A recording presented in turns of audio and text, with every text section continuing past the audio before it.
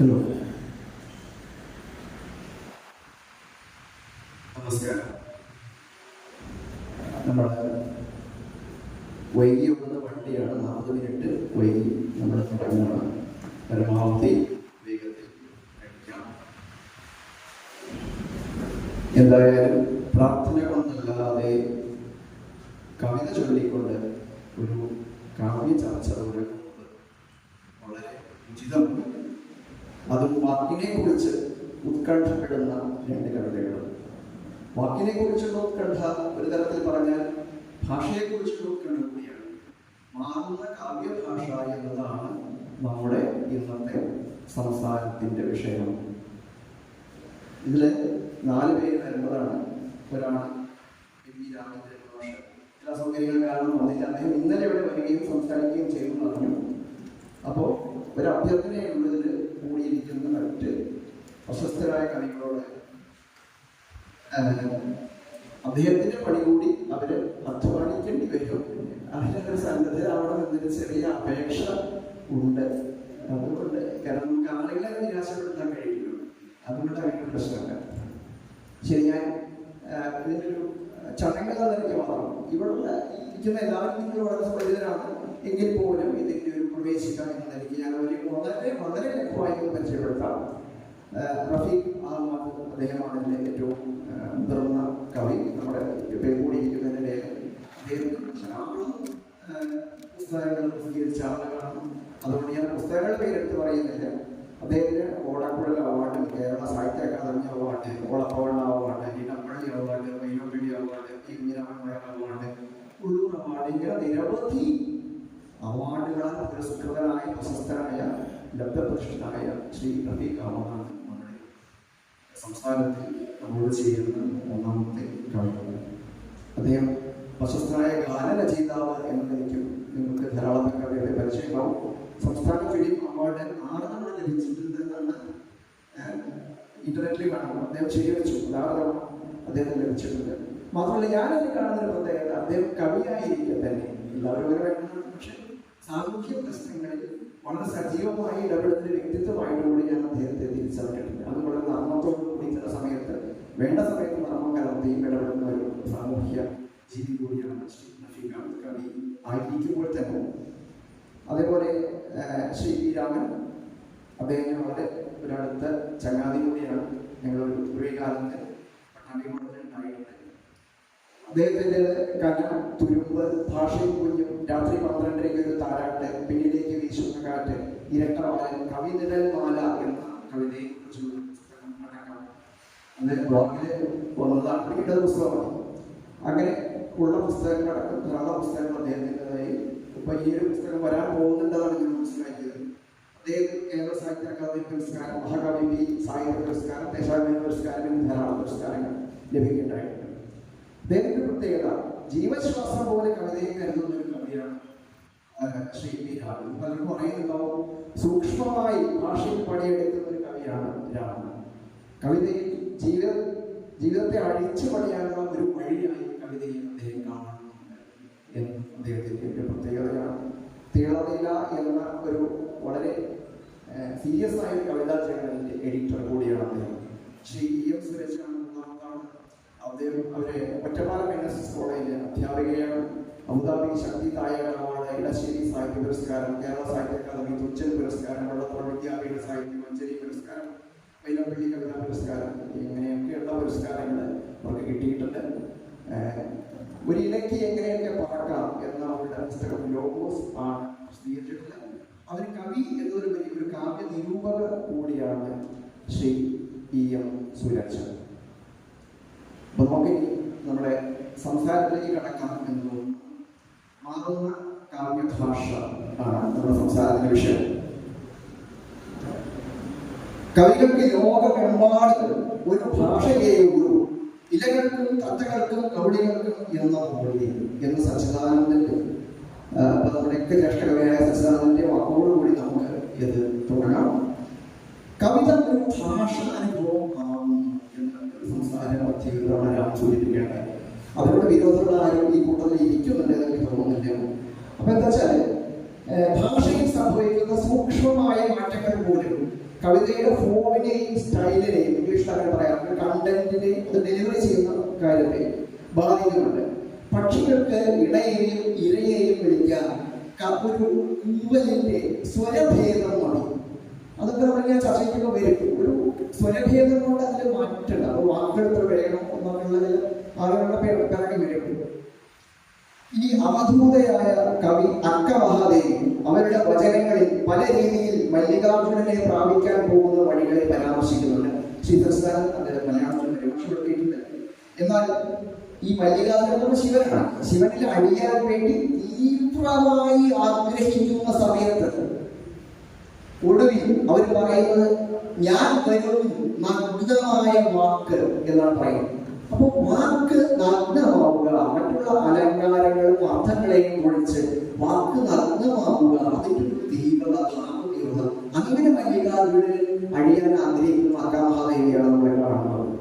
അപ്പൊ വ്യവഹാര ഭാഷയിൽ നിന്ന് എല്ലാ കാലത്തും കാവ്യഭാഷ വേറിട്ട് നിന്നിട്ടുണ്ട്. ഒരു ശില്പം അത് നിൽക്കുന്ന പ്രതലത്തിൽ നിന്നും എറിച്ചു നിൽക്കുന്ന പോലെ എന്ന് രാമൻ പറയുന്നു.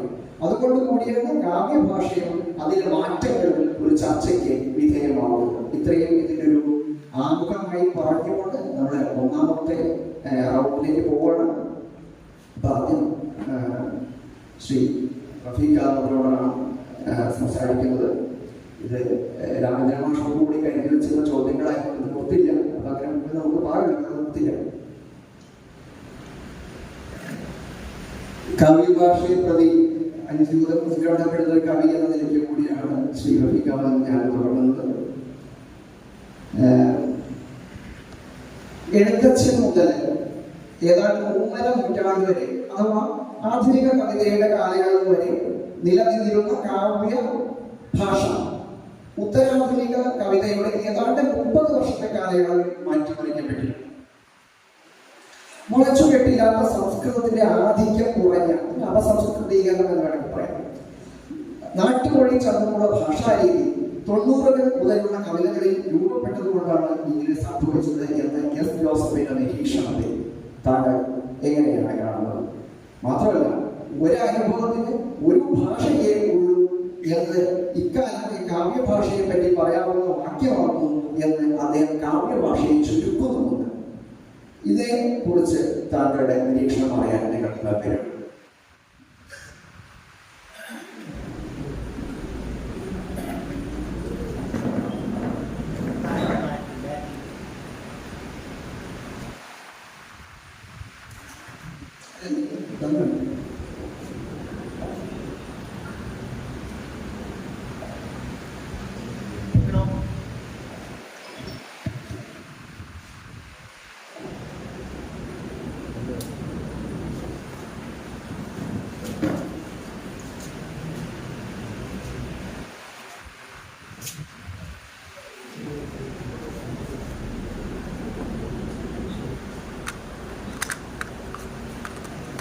എല്ലാവർക്കും നമസ്കാരം. ആലപ്പുഴ എന്ന് പറയുന്നത് കവിതയുടെ മറ്റൊരു പേര് പോലെ കാവ്യഭാഷ തന്നെയാണ് പറയുന്നത്. അപ്പം ഇവിടെ മലയാളം വരാനൊരു അവസരം കിട്ടാൻ പറ്റില്ല. അപ്പം ഇവിടെ ആദ്യമേ കാണപ്പെടുന്നു. പിന്നെ കാവ്യഭാഷയെക്കുറിച്ചും കവിതയെക്കുറിച്ചൊക്കെ ഒട്ടും സൈദ്ധാന്തികമായിട്ടുള്ള ധാരണയില്ലാത്ത ഒരാളാണ്. രാമനും സുരജകളും ഒറ്റ നയിക്കുന്നതാണ്. അത് രാമചന്ദ്രനോട് ചോദിക്കാൻ പറ്റുന്ന ചോദ്യമാണ്. അപ്പോഴെനിക്ക് എൻ്റെ വ്യക്തിപരമായിട്ട് എൻ്റെ അനുഭവങ്ങളായിട്ട് ബന്ധപ്പെട്ടുള്ള കാര്യങ്ങൾ മാത്രമേ ഈ വിഷയത്തിൽ പറയാൻ പറ്റൂ. അപ്പൊ അതിൽ ഈ പറഞ്ഞ പോലെ എഴുത്തച്ഛൻ മുതൽ ഇങ്ങോട്ടുള്ള ഉത്തരാധുനിക കാലം വരെ ഒരേ രീതിയിലുള്ള കാവ്യഭാഷ തുടർന്നു എന്നോ അതിനുശേഷം വലിയ ഒരു പരിവർത്തനം ഉണ്ടായോ ഞാൻ വിശ്വസിക്കുന്നില്ല. നമുക്ക് ആ പഴയ കാലഘട്ടത്തിലൊക്കെ തന്നെ ഇപ്പോൾ കണ്ണശ പണിക്കന്മാരുടെ കവിതകളാണെങ്കിലും എഴുത്തച്ഛൻ്റെ ആണെങ്കിലും പിന്നീട് ചെറുശ്ശേരിയുടെ ആണെങ്കിലും കുഞ്ഞനമ്പേരുടെ ആണെങ്കിലും അങ്ങനെ വന്ന് പിന്നെ കാവ്യഭാഷയിൽ ഒരുപാട് മാറ്റങ്ങൾ വരുന്നുണ്ട്. അപ്പൊ അതൊരു വളരെ അട്ടിമറിയൊന്നും അങ്ങനെ ഉണ്ടായി എന്ന് പറയാനില്ല. പിന്നെ അങ്ങനെയാണെങ്കിൽ ഇപ്പൊ ചങ്ങമ്പുഴയിൽ നിൽക്കുമ്പോഴാണ് പറഞ്ഞ പോലെ മലയാളത്തിന്റെ വേറെ തരത്തിലുള്ള ഒരു സൗകര്യം നമ്മൾ കാണുന്നത്. ഭാഷയിൽ മാത്രം ബന്ധപ്പെട്ടുള്ള പറയുന്നത്.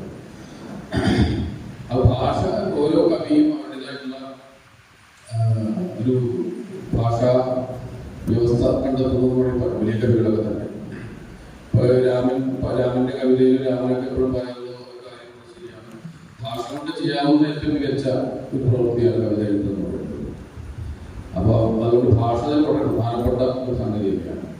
ആധുനിക കാലത്തും പഴയ കാലത്തെ കവിതകളിലെ സംസ്കൃത വാക്കുകളുടെ കൂടുതലുണ്ടായിരുന്നു. അതുപോലെ ചമ്പൊക്കെ പോലുള്ള കാര്യങ്ങളുണ്ടായിരുന്നു, മണിപ്രവാളം ഉണ്ടായിരുന്നു. അപ്പൊ അങ്ങനെ കറുപ്പുള്ള ഭാഷ എന്നുണ്ടെങ്കിൽ അങ്ങനെ പറയും, പച്ചമലയാള പ്രസ്ഥാനം തുടങ്ങിയിരുന്നു. പക്ഷെ ഇതൊക്കെ തന്നെ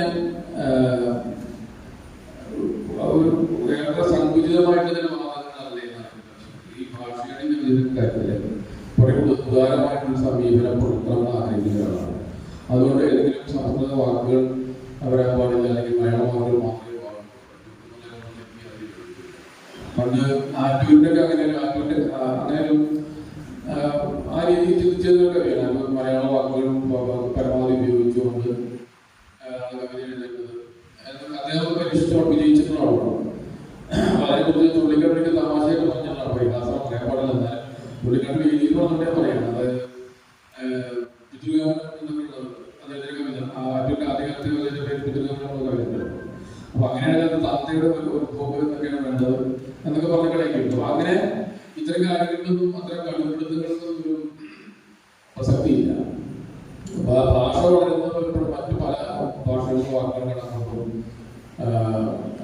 അങ്ങോട്ടും ഇങ്ങോട്ടും കൊടുത്തു വാങ്ങിയത് തന്നെയാണ്. തമിഴ് ഭാഷയെ പറ്റി പറയും, അവരെല്ലാ കാര്യങ്ങൾക്കും തമിഴില് വാക്കുകൾ ഉണ്ടാക്കാറുണ്ട് എന്നൊക്കെ പറയാം. അത്ര പിന്നെ അതൊന്നും ഒരു അത്ര വലിയ മഹത്തായ കാര്യമായിട്ട് ഞാൻ നമുക്ക് നമ്മുടെ മലയാളത്തിൽ തന്നെ ഒട്ടുമിക്കവാറും വാക്കുകൾ മറ്റു ഭാഷകളിൽ നിന്നുള്ളതാണ് നമുക്കറിയാം. പിന്നെ കവിതയിൽ വരുമ്പോൾ സാധാരണ വ്യവഹാരം ഭാഷയിൽ ഉപയോഗിക്കുന്ന വാക്കുകൾ കവിതയിൽ ചില സ്ഥലത്ത് ഇരിക്കുമ്പോൾ അതിനെ വ്യവഹാര ഭാഷയിൽ സംഭവിക്കുന്ന വാക്കുകൾക്കുണ്ടാകുന്ന അർത്ഥത്തിന്റെ പ്രതലങ്ങൾ വർദ്ധിക്കുന്നു, അല്ലെങ്കിൽ അതാണ് കവിതയുടെ സവിശേഷത. അത് സൂക്ഷ്മമായിട്ട് ഉപയോഗിക്കുക എന്നുള്ളതാണ് ഏറ്റവും പ്രധാനപ്പെട്ട കാര്യം. അപ്പൊ അതുകൊണ്ട് അതല്ലാതെ മറ്റു തരത്തിലുള്ള സങ്കുചിതമായിട്ടുള്ള താല്പര്യങ്ങൾ ചില വാദങ്ങളുടെ പ്രസക്തിയില്ല.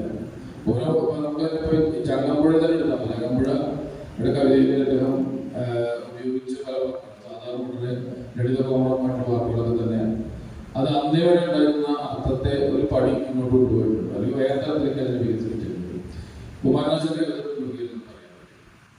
ഇത്തരത്തിൽ കവിതയിൽ ഭാഷ പ്രവർത്തിക്കുമ്പോൾ അതിന് വ്യവഹാര ഭാഷയിലെ സാമാന്യ വ്യവഹാര ഭാഷയിലെ വാക്കുകൾക്ക് ഉള്ള നിയതമായ കൃത്യമായിട്ട് പരിചയിച്ച അർത്ഥങ്ങൾക്ക് അപ്പുറത്തേക്ക് ഉള്ള ഒരു സാധ്യതകൾ തുറക്കുന്നു.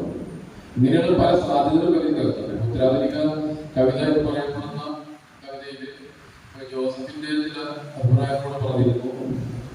പലപ്പോഴും പല കാലങ്ങളിൽ ഇപ്പോൾ ആധുനികതയുടെ തുടക്ക കാലഘട്ടങ്ങളിൽ അന്ന് മുതലാണ് കവിത ആരംഭിച്ചത് വിശ്വസിക്കുന്ന ആൾക്കാർ.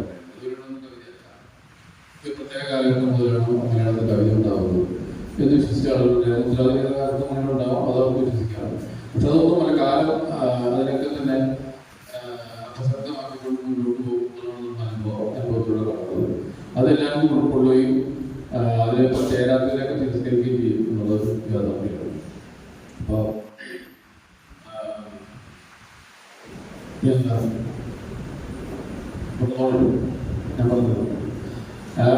ഞാനൊക്കെ എഴുതി തുടങ്ങുന്ന ഒരു സമയം എന്ന് പറയുന്നത് ഏകദേശം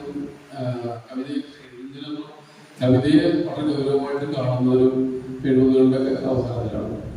അപ്പോൾ ആ സമയത്ത് ആധുനികതയുടെ വേറെ തരത്തിലുള്ള ഒരു വളർച്ച അല്ലെങ്കിൽ ഒരു ഘട്ടത്തിലൂടെ ഞങ്ങൾക്ക് കടമേണ്ട പഠിക്കുന്ന ഇങ്ങനെയുള്ള ആളുകൾ വളരെയധികം അവർക്ക് വളരെയധികം പിന്നെ പ്രാമുഖ്യം ഉണ്ടായിരുന്നു, അല്ലെങ്കിൽ അവർക്ക് തെളിഞ്ഞിരുന്നൊരു കാലഘട്ടമാണ്. അപ്പൊ അത് അവരുടെ കവിതയ്ക്ക് വഴികളായിട്ട് നമുക്ക് തിരിച്ചറിയാൻ പറ്റും. അയ്യപ്പഴയുടെ കവിതയിൽ നിന്ന് ചിലരുടെ നമുക്ക് തിരിച്ചറിയാം, ചുള്ളിക്കട്ടിയുടെ കവിതയിൽ നിന്ന് കടമേട്ടയുടെ കവിത തിരിച്ചറിയാൻ കഴിയും. പക്ഷെ ഈ മിക്കവാറും കവിതകൾ താളവും പഠിച്ചിട്ടുള്ള ഞാൻ കൂടെ പറയുന്നില്ല, താളവും പഠിച്ചിട്ടുള്ള കവിതകളൊക്കെ തോന്നുന്നുണ്ട്. അന്നത്തെ എല്ലാ കവിതകളും പല കവിതകളും വലിയ സമാന സ്വഭാവങ്ങളുള്ളതായിട്ട് പലപ്പോഴും തോന്നാറുണ്ട്. അല്ലെങ്കിൽ വ്യക്തിത്വം ഇല്ല, ഏതെങ്കിലും കവിതയുടെ കുറവെന്ന് ഞാൻ പറയില്ല, കവിതയൊക്കെ മികച്ച കവിതകൾ തന്നെയായിരിക്കാം, പക്ഷെ അതിനകത്ത് വ്യക്തിമുദ്രകൾ കണ്ടെത്താൻ പറ്റാത്ത ഒരവസ്ഥയിലേക്ക് എല്ലാവരും ഒരേ രീതിയിൽ എഴുതിക്കൊണ്ടിരിക്കുന്നു.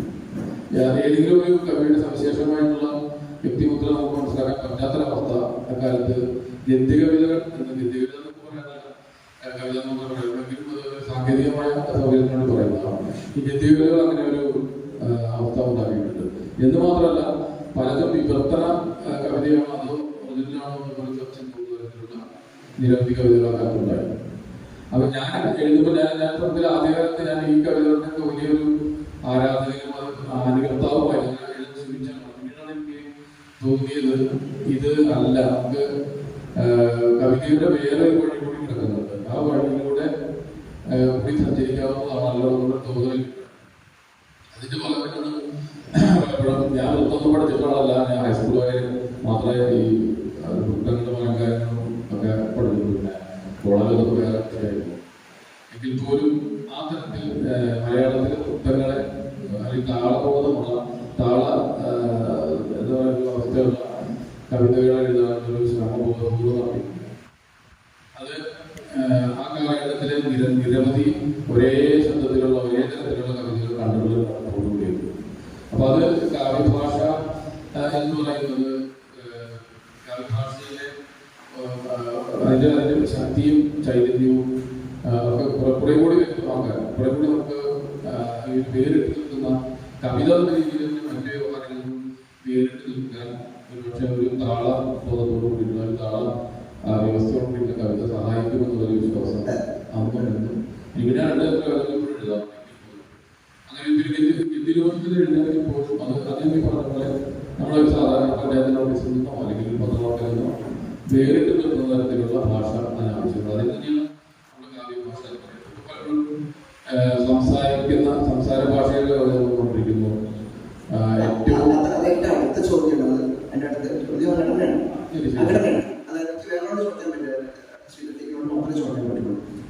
ഒരു ഉൾക്കടക്കത്തെ പ്രകാശിപ്പിക്കാൻ അനേകം വഴികളുണ്ടെന്നിരിക്കും നിങ്ങൾ എന്തിനാണ് കവിത എഴുതുന്നത്, കവിത എന്ന മാധ്യമം എടുക്കുന്നത്?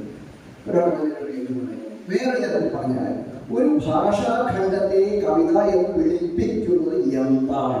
ഇത് താങ്കളുടെ മാധ്യമ വാഴ്ചകളിൽ നടത്തിയ കവിതാ പ്രസംഗത്തിന്റെ വിലയിരുത്തൽ കുറിപ്പിൽ പറഞ്ഞിട്ടുണ്ടായിട്ടാണ്. നമ്മുടെ ഇംഗ്ലീഷ് പെർഫോമൻസ് സ്റ്റൈൽ എന്ന് പറയുന്ന പോലെ കണ്ടന്റ് ഡെലിവറി ചെയ്യുന്ന ഭാഷയിൽ ഇവിടെ സാധനം വരുന്നുണ്ട് അല്ലെ? അതിനെ പറ്റി ഒന്ന് പറയാറുണ്ട്.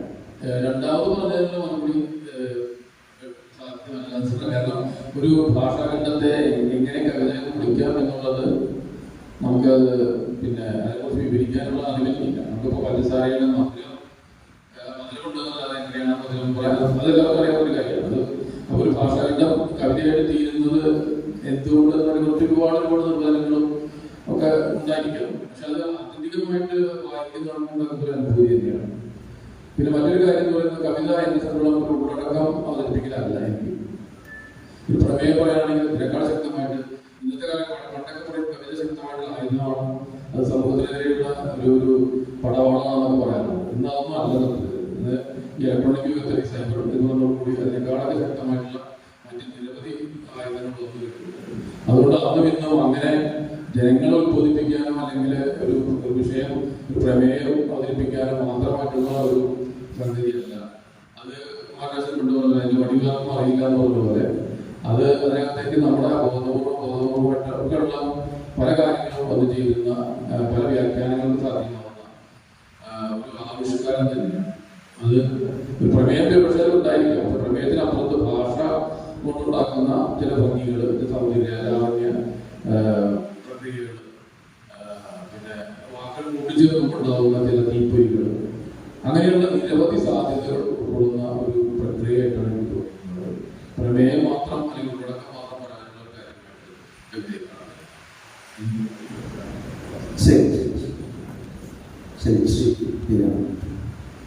ഈ ആഴത്തിന്റെ ഉടലിൽ കൊത്തുവേല ചെയ്യുന്ന മത്സ്യത്തെ പറ്റി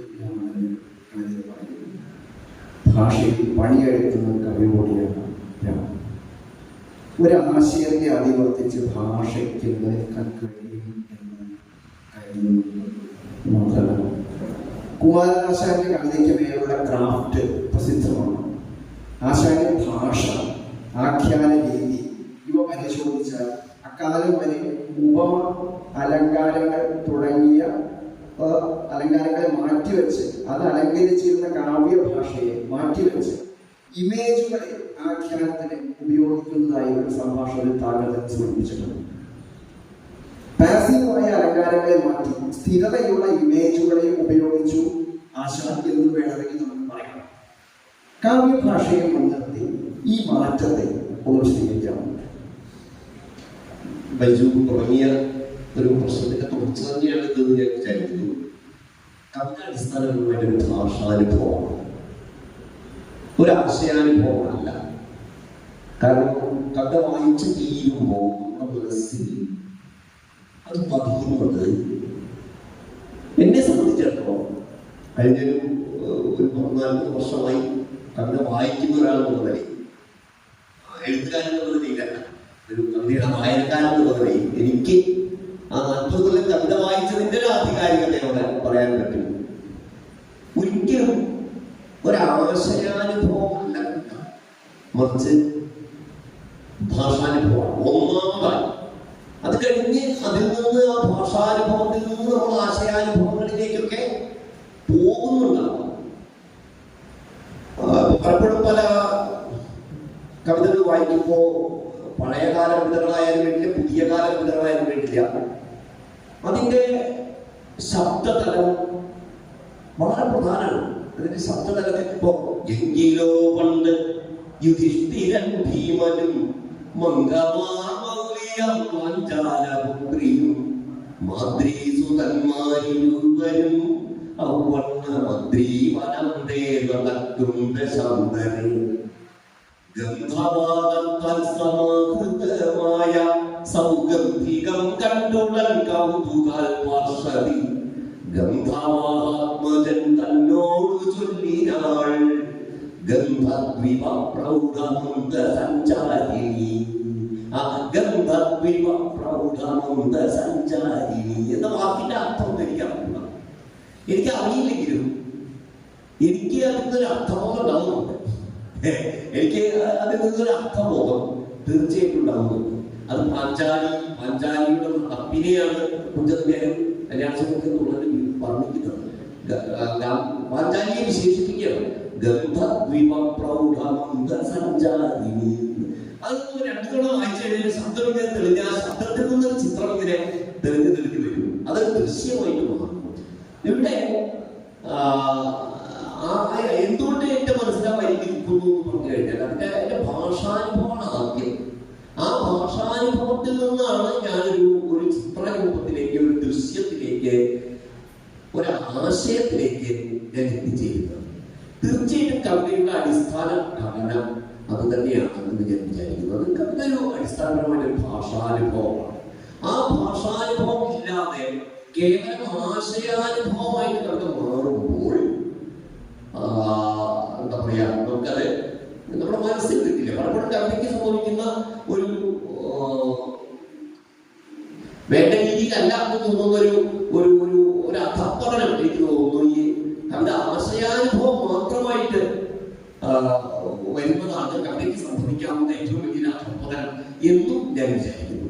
കുമാരന്റെ പറഞ്ഞൊരു കാര്യം, തുടക്കത്തിലേ പറഞ്ഞൊരു കാര്യം, നമ്മുടെ കവിത പക്ഷെ ഒരേ തരം ഭാഷാനുഭവമാണോ ഓരോ കാലത്തും തന്നത്? ഒരിക്കലും. ഓരോ കാലവും ഒരു ഭാഷാനുഭവം തരുന്നത്, ഓരോ കാലവും ഒരു ഭാഷാനുഭവം തരുന്നത്. ഇപ്പൊ മലയാള കവിതയുടെ തുടക്കകാലം എന്ന് പറയുന്നത് രാമചരിതം പോലെയുള്ള കൃതികൾ ആദ്യകാല പാട്ട് പ്രസ്ഥാനത്തിലേക്ക് കാലം. ആ കാലത്തെ ഒരു ഭാഷാനുഭവം ഒന്ന് വേറെ. അത് കുറെ കൂടി എനിക്ക് തോന്നുന്നു മലയാള കവിതയുടെ തുടക്കം എന്ന് പറയുന്നത് വളരെ ഫോക്കായിട്ടുള്ള ഒരു ജനപ്രിയമായിട്ടൊരു തുടക്കം. രാമചരിതം ഒക്കെ 164 പടലങ്ങളുടെ രാമചരിതം പൂർണ്ണമായിട്ട് വായിക്കുമ്പോൾ നമുക്ക് മനസ്സിലാവും നമ്മുടെ കവിതയുടെ ആദി സ്വരൂപം എന്ന് പറയുന്നത് വളരെ ജനപ്രിയമായിട്ടുള്ള അത്തരം ഗീതങ്ങളും താളങ്ങളും ഉപയോഗിച്ച് ഒരു ഫോക്ക് കൃതി തന്നെയാണ് രാമചരിതം പോലുള്ളൊരു കൃതി. അതിന്റെ ഭാഷയൊക്കെ അങ്ങനെയാണ്, വളരെ അയവുള്ള ഭാഷ, വളരെ അയവുള്ള ഒരു ഭാഷയിലാണ് രാമചരിതം എഴുതുന്നത്. ഞാൻ ഒരു ലാഭേന്ദ്രന്റെ ഒരു ചെറിയ ഭാഗം വായിക്കാം. അതിന്റെ തമിഴൊക്കെ മലയാളമാക്കിയിട്ടാണ് വായിക്കുന്നത്. പിന്നെ തമിഴൊക്കെ മലയാളമാക്കിയിട്ടാണ്. ലാഭേന്ദ്ര ഭാഷ തമിഴിന്റെ ഭാഷയാണെന്ന് അറിയാം. തമിഴൊക്കെ മലയാളമാക്കി കുറച്ച് വരികളൊന്നും വെറുതെ വായിച്ചു. അതിന്റെ രണ്ടാമത്തെ ഫലമാണ്. ഒന്നാമത്തെ ഫലം പ്രശസ്തമുണ്ടാവും. രണ്ടാമത്തെ ഫലത്തിന്റെ കുറച്ച് വരികൾ മൈഥിലി തന്നുടെ ചരിതമെല്ലാം വാനരവീരനൂരങ്ങേറ്റു ചെയ്തത് നന്ന് നീ എന്നുരച്ചു തേൻമൊഴിയാളെ നീ നച്ചിരുന്നു കണ്ണീര് പെയ്ത് മാനം കലങ്ങി വിങ്ങുമരാജനെ തൊഴുതളഞ്ഞു കൈതവവേതുമില്ലാത്ത വീരൻ കവികുല രാജാധിരാജൻ ചൊന്നു രാജാധിരാജ കൊടും ദുഃഖം പിടിച്ച് വണ്ണം പുലികുളരാളെ നന്ദി പോക്കിടരുതേ കാലം 20 കരങ്ങളുള്ള ഗംഗേശനെയും നോക്കൂ കായുക ശോകമെല്ലാം കൈക്കൊള്ളുക കോപമിപ്പോൾ കൈക്കൊള്ളുക കോപത്തോടെ തിളങ്ങുന്ന വില്ലുമമ്പും തെക്കോട്ടു നടക്കുമാറ് തിരുമുള്ള ഇക്കണ്ട പടകാരുള്ളൂ ലോകത്തിപ്പോൾ ഈരേലകുമുത്തു വന്നാൽ പോലും കടുപ്പം. ഇവിടെ ഉപയോഗിക്കുന്ന വൃത്തം അർത്ഥരേഖാന്നുള്ള ഒരു വൃത്തമാണ്. ഈ രാമചരിതം കഴിഞ്ഞതിന്റെ പാട്ടുപുസ്തകത്തിൽ ഈ അർത്ഥരേഖ പോലെ തന്നെയുള്ള വൃത്തം ഉപേക്ഷിക്കപ്പെടും. രാമചരിതത്തിൽ ഒരുപാട് ഈ ജനകീയ ഈണങ്ങളും താളങ്ങളും രാമചരിതത്തിൽ ഉപയോഗിക്കുന്നുണ്ട്. മാപ്പിളപ്പാട്ടിലുള്ള ഈ ശൈലികൾ പലതും രാമചരിതത്തിലുണ്ട്. മാപ്പിളപ്പാട്ടിൽ പിന്നീട് ഉപയോഗിച്ചിട്ടുള്ള പല ഈ ശൈലികളും വളരെ അയഞ്ഞ വടികളോടുകൂടി രാമചരിതത്തിലുണ്ട്.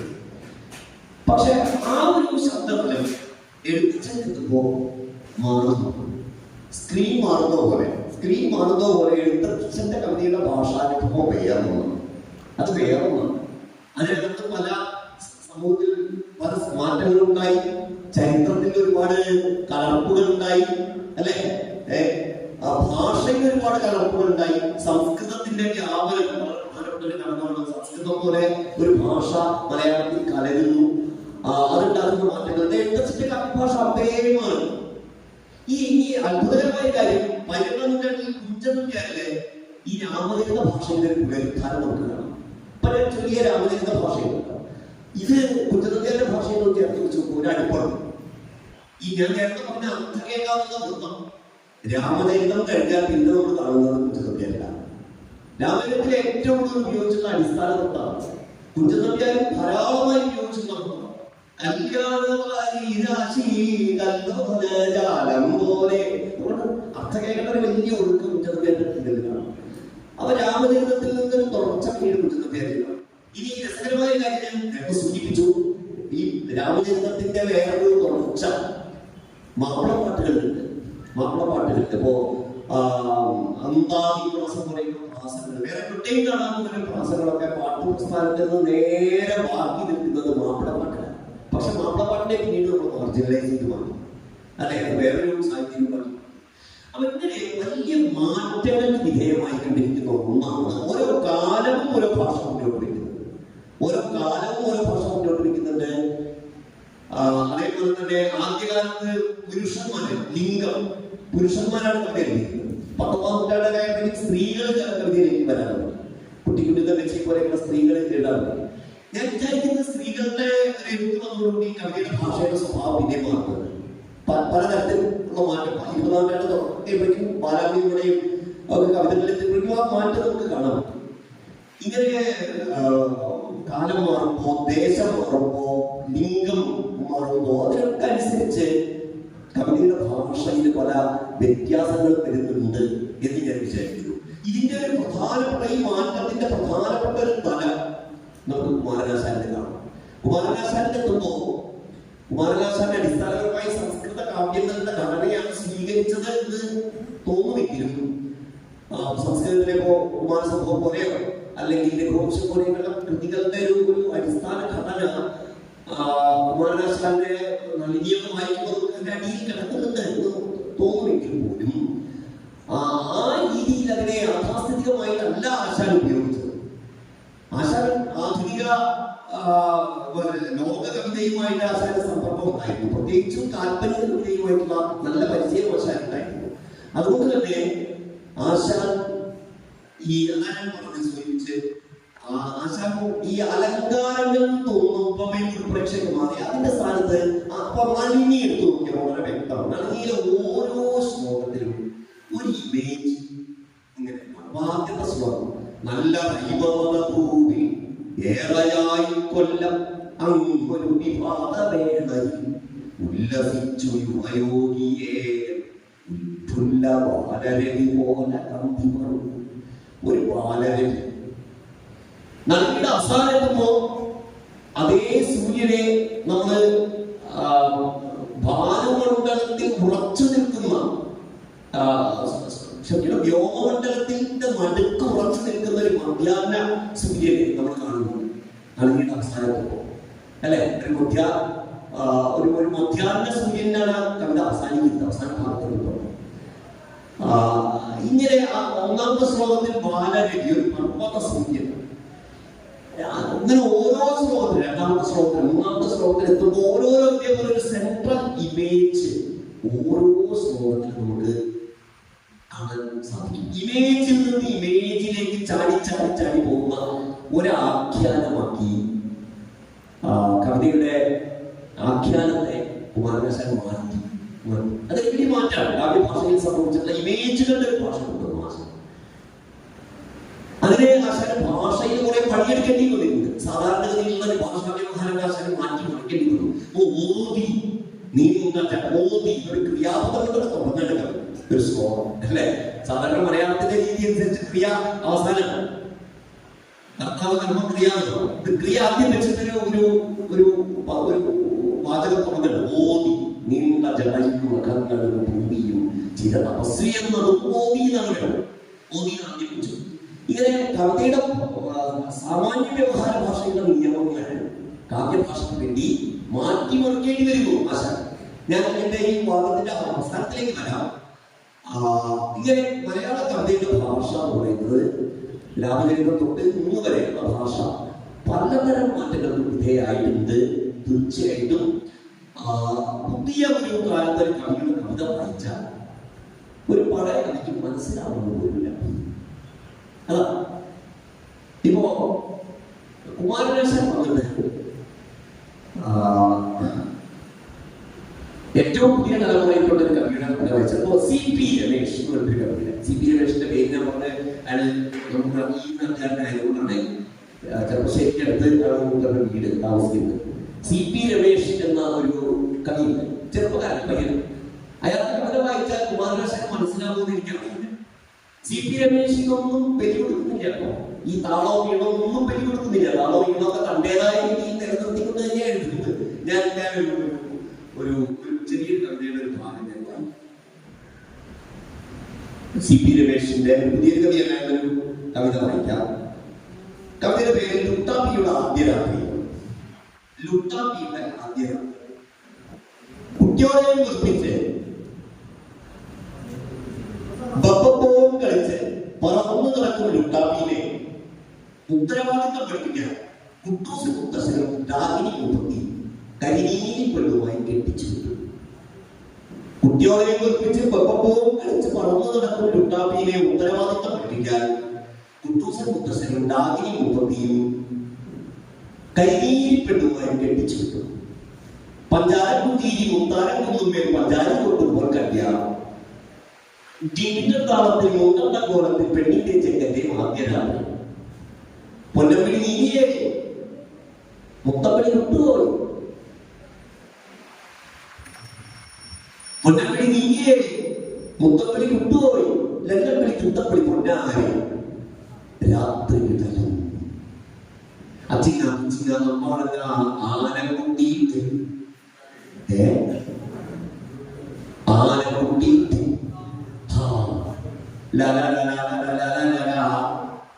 ഒരു പേര് രണ്ടും ഒന്നും രണ്ടും അഞ്ചാറും ഒമ്പറ്റക്കര ഒരു ഉപയോഗം രണ്ടും മമ്മ ഒന്നും രണ്ടും അഞ്ചാറും ഒമ്പറ്റക്കര നേരം വെളുക്കുന്നു ലുട്ടാപ്പി കുന്തത്തിൽ പണിക്ക് പോകുന്നു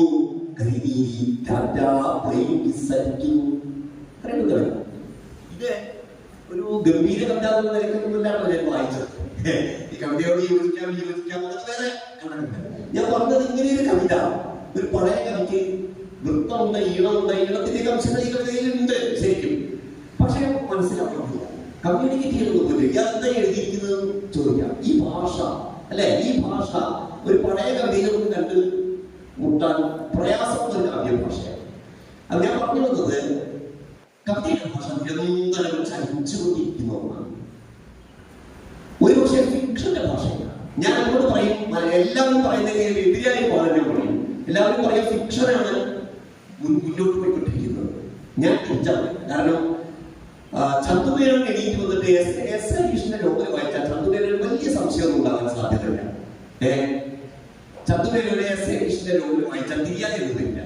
പക്ഷേ കുമാരനാശൻ എഴുന്നേറ്റ് വന്നിട്ട് ഇപ്പൊ ഞാൻ വായിച്ച ഈ കവിത വായിച്ചാൽ, അല്ലെങ്കിൽ സി പി രമേശിന്റെയോ അല്ലെങ്കിൽ ഏറ്റവും പുതിയ മാതിരിയുടെയോ ഒക്കെ കവിതകൾ വായിച്ചാൽ, അല്ലെങ്കിൽ സുബിലബിത്തറയിന്റെയോ ഒക്കെ കവിതകൾ വായിച്ചാൽ കമ്മ്യൂണിക്കേറ്റ് ചെയ്യണമെന്നില്ല.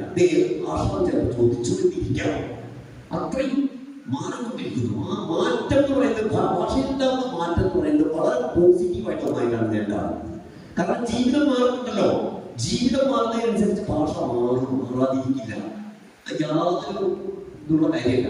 ആ നിലയ്ക്ക് നമ്മുടെ ഫിക്ഷനേക്കാൾ ചലനാത്മകമാണ് നമ്മുടെ കവിത എന്ന് ഈ ഭാഷയിൽ ഉണ്ടാവുന്ന മാറ്റത്തെ മുൻനിർത്തി പറയാൻ കഴിയും. ശരി, രാമൻ വളരെ വിശാലമായി തന്നെ കാവ്യഭാഷ എങ്ങനെ മാറുന്നു എന്ന് ഉദാഹരണ സഹിതം നമ്മുടെ മുന്നിൽ പറഞ്ഞു. ഹരീഷിന്റെ കവിത ഉദാഹരിച്ചു, സുമേഷിന്റെ കവിത ഉദാഹരിച്ചു. അദ്ദേഹം വളരെ കൃത്യമായി അത് രേഖപ്പെടുത്തി പറഞ്ഞു. നല്ല പ്രവേശിക്കുകയാണ് നമ്മുടെ ഈ ചർച്ചയിലേക്ക്. നമുക്ക് അടുത്ത ഉണ്ട്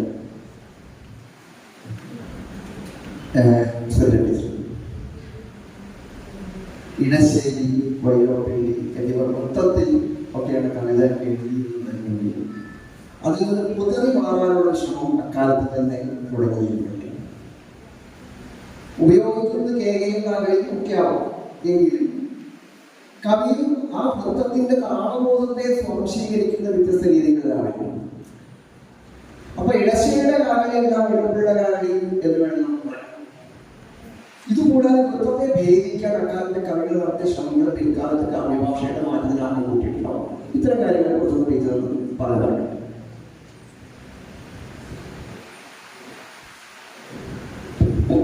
നേരത്തെ രാമേഷ് പറഞ്ഞ പോലെ കവിത കാലങ്ങളായിട്ട് ഏത് കാലത്തും അതിന്റെ ഭാഷ മാറിക്കൊണ്ടിരിക്കുന്നുണ്ട്. നമുക്ക് പ്രത്യക്ഷത്തിൽ പെട്ടെന്ന് മാറിയോ എന്ന് സംശയം തോന്നുമെങ്കിലും സൂക്ഷിച്ചു നോക്കിയാൽ ഓരോ കാലത്തെ ഭാഷയ്ക്കും വ്യത്യാസം വരും. അലങ്കാരങ്ങൾക്കും ബിംബങ്ങൾക്കും അത് ഉപയോഗിക്കുന്ന എല്ലാ കാര്യങ്ങളും മാറ്റം വരുന്നതായിട്ട് കാണാൻ പറ്റും. ഇപ്പോ നമ്മളിപ്പം നിന്ന് നോക്കുമ്പോൾ നമ്മുടെ കവിതയിലെ ഭാഷ ഏറ്റവും പുതിയതായി തോന്നുമ്പോൾ ഓരോ കാലത്തെയും കവികൾക്ക് അത്, അല്ലെങ്കിൽ കവിത വായിക്കുന്ന ആൾക്കാർക്ക് ഈ പുതുക്കം അനുഭവപ്പെട്ടിട്ടുണ്ടാവുമെന്ന് എനിക്ക് തോന്നുന്നു.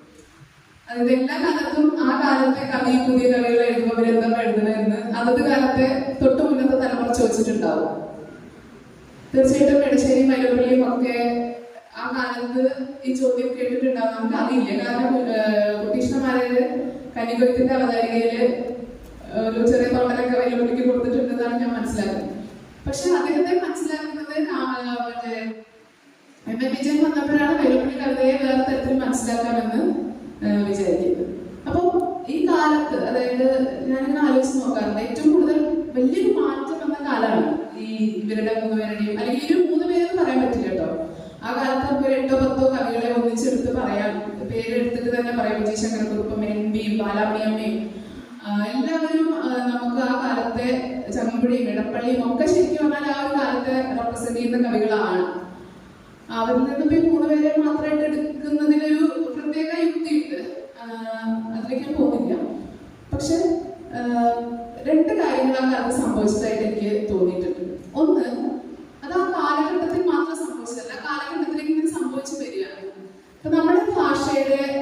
ഒരു പുതുക്കം സംഭവിക്കുന്ന ഒരു കാലം.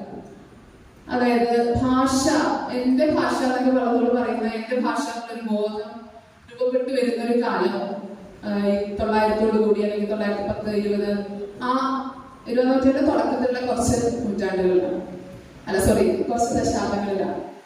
ആ സമയത്ത് സംഭവിക്കുന്നത് എന്താ വെച്ചാല് പലതരത്തിൽ നമ്മൾ പഴയ പാട്ടുകളിലേക്കും ഈണങ്ങളിലേക്കും പോകുന്ന ഒരു പ്രവണത ഉണ്ടാകും. ശരിക്കും ഒരു ഭാഗത്ത് നിയോ ക്ലാസിക് ആയിട്ടുള്ള അഭിരുചികൾ വളരെ ശക്തമായിട്ട് വരും. കേരളവർമ്മയെ പോലെയുള്ള ആൾക്കാര് വളരെ ശക്തരാണ്, നമ്മൾ വിചാരിക്കുന്നതിനേക്കാളും പവർഫുൾ ആണെന്ന് അവർ കവിതയിൽ അത് നമ്മൾ മനസ്സിലാക്കുക. ആ നിയോ ക്ലാസിക് അഭിരുചികൾക്ക് ഭയങ്കര ശക്തിയുണ്ട്. ഉള്ളൂരൊക്കെ വലിയ കവി, ഉള്ളൂർ നല്ല കവി തന്നെയാണ്, പക്ഷെ അദ്ദേഹത്തിന്റെയൊക്കെ ഒരു എന്താ പറയാ ഭാഷാ ശൈലിയൊക്കെ നമുക്കിപ്പോ എത്രത്തോളം ലഭിക്കുമെന്ന് എനിക്കറിയില്ല. അതേ സമയത്താണ് വള്ളത്തോളിന് നമ്മൾ എന്തൊക്കെ കുറ്റം പറഞ്ഞാലും ഡിക്ഷൻ എന്നുള്ള കാര്യത്തിൽ വള്ളത്തോൾ കവിതയെ നമ്മൾ പരിഗണിച്ചുകൊണ്ട് തന്നെ മുന്നോട്ട് പോകാൻ പറ്റൂ എന്ന് തോന്നുന്നു.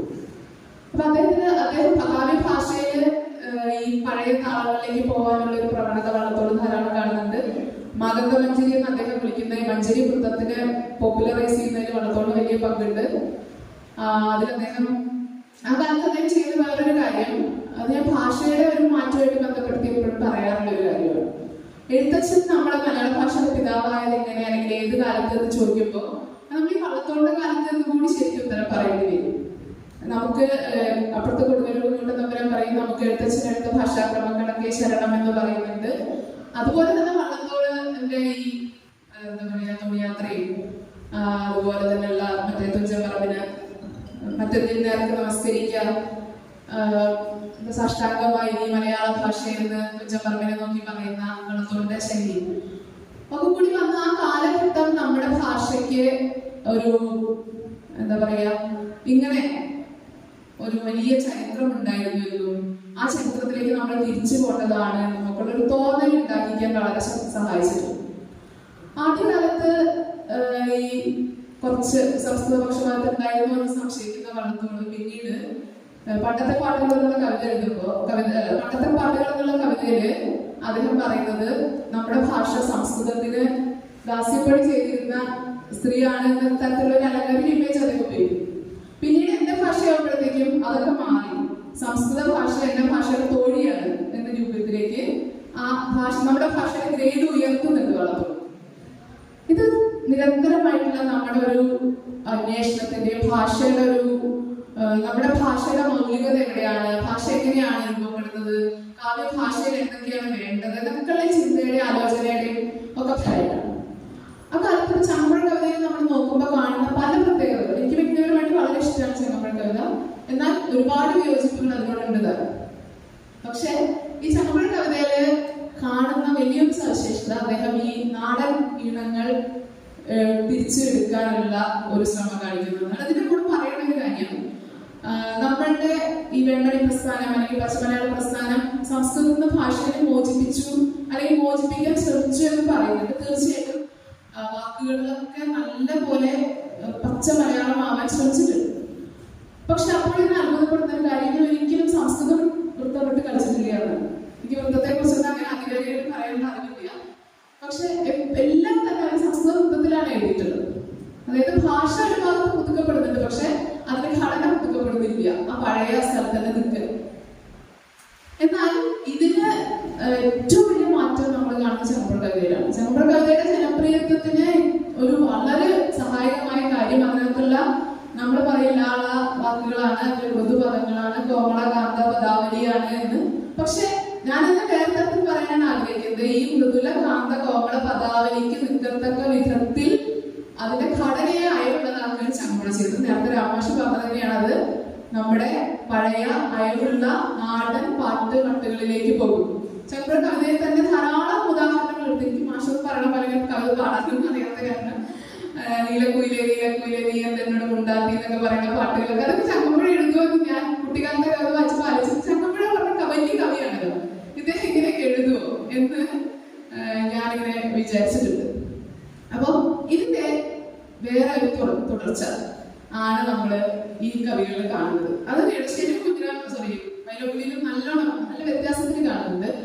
ഓരോരുത്തരും ഈ കവിതകളെ എടുക്കുന്നത് അല്ലെങ്കിൽ ഒരു താളത്തെ തന്നെ എടുക്കുന്നത് അവരുടെ ഉള്ളിൽ ഇത് കിടക്കുന്ന ഒരു രീതിക്കനുസരിച്ച്. ഇപ്പം പറയാവുന്ന ഉദാഹരണത്തിന് കെ പി ശങ്കരൻ മാഷ് പറഞ്ഞു കേട്ടിട്ടുള്ളതാണ്. എനിക്ക് എത്രത്തോളം മാഷയുടെ അനുഭവമായിട്ട് വൈലോപ്പിനെ കുറിച്ച് എഴുതിയിട്ടില്ല എന്ന് എനിക്ക് തോന്നുന്നു.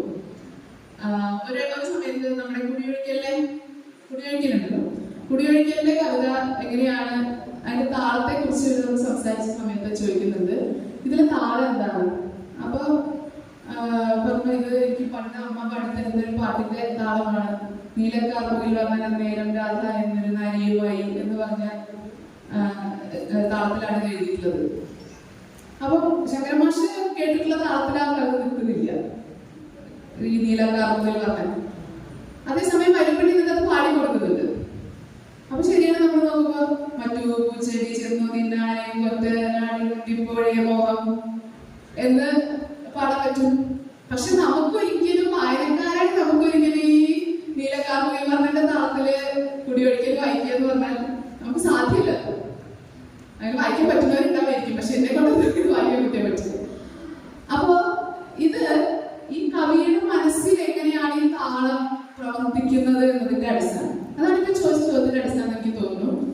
ഒരു കവിത ഇപ്പൊ വൃത്തം കേക ആണെന്ന് വിചാരിക്കുക. വൈലോപ്പിള്ളി ഉപയോഗിക്കുന്ന കേക പോലെ ആവില്ല ശങ്കരൻകുറുപ്പിന്റെ കേക, അതേപോലെ ആവില്ല എടശ്ശേരി കേക ഉപയോഗിക്കും. ഇപ്പൊ കേകാവൃത്തം അതിന് പറഞ്ഞ പോലെ സ്ഥലത്ത് നിർത്തലും അല്ലെ അതിന് ലക്ഷണങ്ങളും ഒക്കെ ഉണ്ടാകും.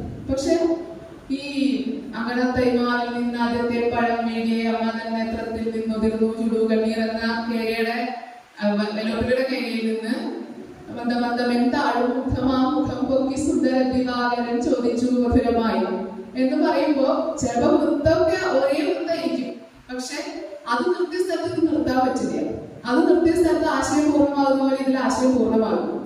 അപ്പൊ ഇത് കാവ്യഭാഷയെ സംബന്ധിക്കുന്ന എല്ലാ കാലത്തും പ്രധാനപ്പെട്ട ഒരു പ്രശ്നം തന്നെയാണ്, അല്ലെങ്കിൽ ഏറ്റവും പ്രധാനപ്പെട്ട ഒരു കാര്യമാണെന്ന് ഞാൻ വിചാരിക്കുന്നു. ഓരോ താളത്തെയും ഓരോ കവികളും അവരുടെ മനസ്സിൽ സ്വീകരിക്കുന്നത് ഒരു പ്രത്യേക രീതിയിലാണ്. അത് കുറച്ചധികം ഒരു പ്രത്യേക രീതിയിലാണ് അതിന് പുതിയ വൃത്തമാകും. ഇപ്പൊ എഴുത്തച്ഛൻ പുതിയ കിളിപ്പാട്ട് വൃത്തങ്ങൾ ഉണ്ടാക്കിയെന്ന് നമ്മൾ പറയുന്നത് ഒരു വൃത്തം അദ്ദേഹത്തിന്റെ മനസ്സിലൊരു സവിശേഷ രീതിയിൽ പതിയുകയും അത് അദ്ദേഹത്തിന് സവിശേഷമായിട്ട് പുനരാവർത്തനത്തിലൂടെ ഉറപ്പിക്കാൻ കഴിയുകയും ചെയ്യുന്നു എന്നുള്ളത്. അത്തരം മാറ്റങ്ങൾ ഇപ്പൊ പുതിയ കവിതയിൽ ഉണ്ടാവും. പക്ഷെ അത് എത്രത്തോളം നമ്മൾ തിരിച്ചറിയുന്നുണ്ട്, ആ രീതിയിൽ തന്നെ വായിക്കുന്നുണ്ട് എന്നെനിക്ക് നമ്മൾ ഇനി കൂടുതൽ പഠിക്കണം എന്നാണ് തോന്നുന്നത്. ശരി, ടീച്ചർ പറഞ്ഞ ശ്രദ്ധേയമുണ്ട്. കവിതയുടെ ഭാഷീയമാകുന്നു, ഘടനമാകുന്നില്ല. ഇത് പല രീതിയിൽ നമുക്ക് മനസ്സിലാക്കാം. ഇത്തരം ആളുകളൊക്കെ കാളിദാസന്റെ കാലത്ത് തുടങ്ങിയ ഭൂമിയാണ് കവിത ഉപയോഗിക്കുന്നത്. ഇപ്പോഴും ഒരു പക്ഷേ പുതിയൊരു കവി വെളിച്ചപ്പെട്ട് കോട്ടയമ്മ അതിൻ്റെ അരികിലേക്ക് അരിച്ചു നീക്കുന്ന പോലെ എന്ന് പറയുമ്പോഴും സംഭവമുണ്ട്. അതിൻ്റെ ആ മെറ്റീരിയൽ സെയിമാണ്, അതിൻ്റെ ഉപയോഗിക്കുന്ന ഭാഷ അവിടെ രാമന് പറഞ്ഞാൽ ഈ ഭാഷാനുഭവമാണ് കവിത എന്ന് പറയുമ്പോൾ അതിന് ചില ചതിക്കുഴികളുണ്ട്. അവിടേക്ക് നമുക്ക് ചെല്ലാൻ പറ്റും നോക്കാം. ഇതിൻ്റെ ഒരു അവസാന ഭാഗത്ത് അങ്ങനത്തെ ചോദ്യങ്ങൾ വരുന്നുണ്ട്. ഭാഷാനുഭവം ആകുമ്പോൾ ഉണ്ടാവും, കവിതയ്ക്കുണ്ടാവും, കവിയുടെ ഭാഷയ്ക്കുണ്ടാവും ചില പരിമിതികളൊക്കെ ഉണ്ട്. അപ്പൊ അതിനെപ്പറ്റി നമുക്ക് പരിശോധിക്കുക. കാരണം നമ്മുടെ ഈ സമയത്തിന്റെ ഒരു പ്രശ്നമുണ്ട്. അതിന് മാത്രമല്ല ഒരാൾ വരാത്തതുകൊണ്ടായി ചോദ്യങ്ങൾ ക്ഷമിക്കുകയാണ്. അതിന്റെ ക്രമാനുഗതമായ വളർച്ച നിങ്ങൾക്ക് കാണാൻ കഴിയുന്നതല്ലേ ഈ ചർച്ചയ്ക്ക്. അങ്ങനെ ചില പ്രശ്നങ്ങളുണ്ട്.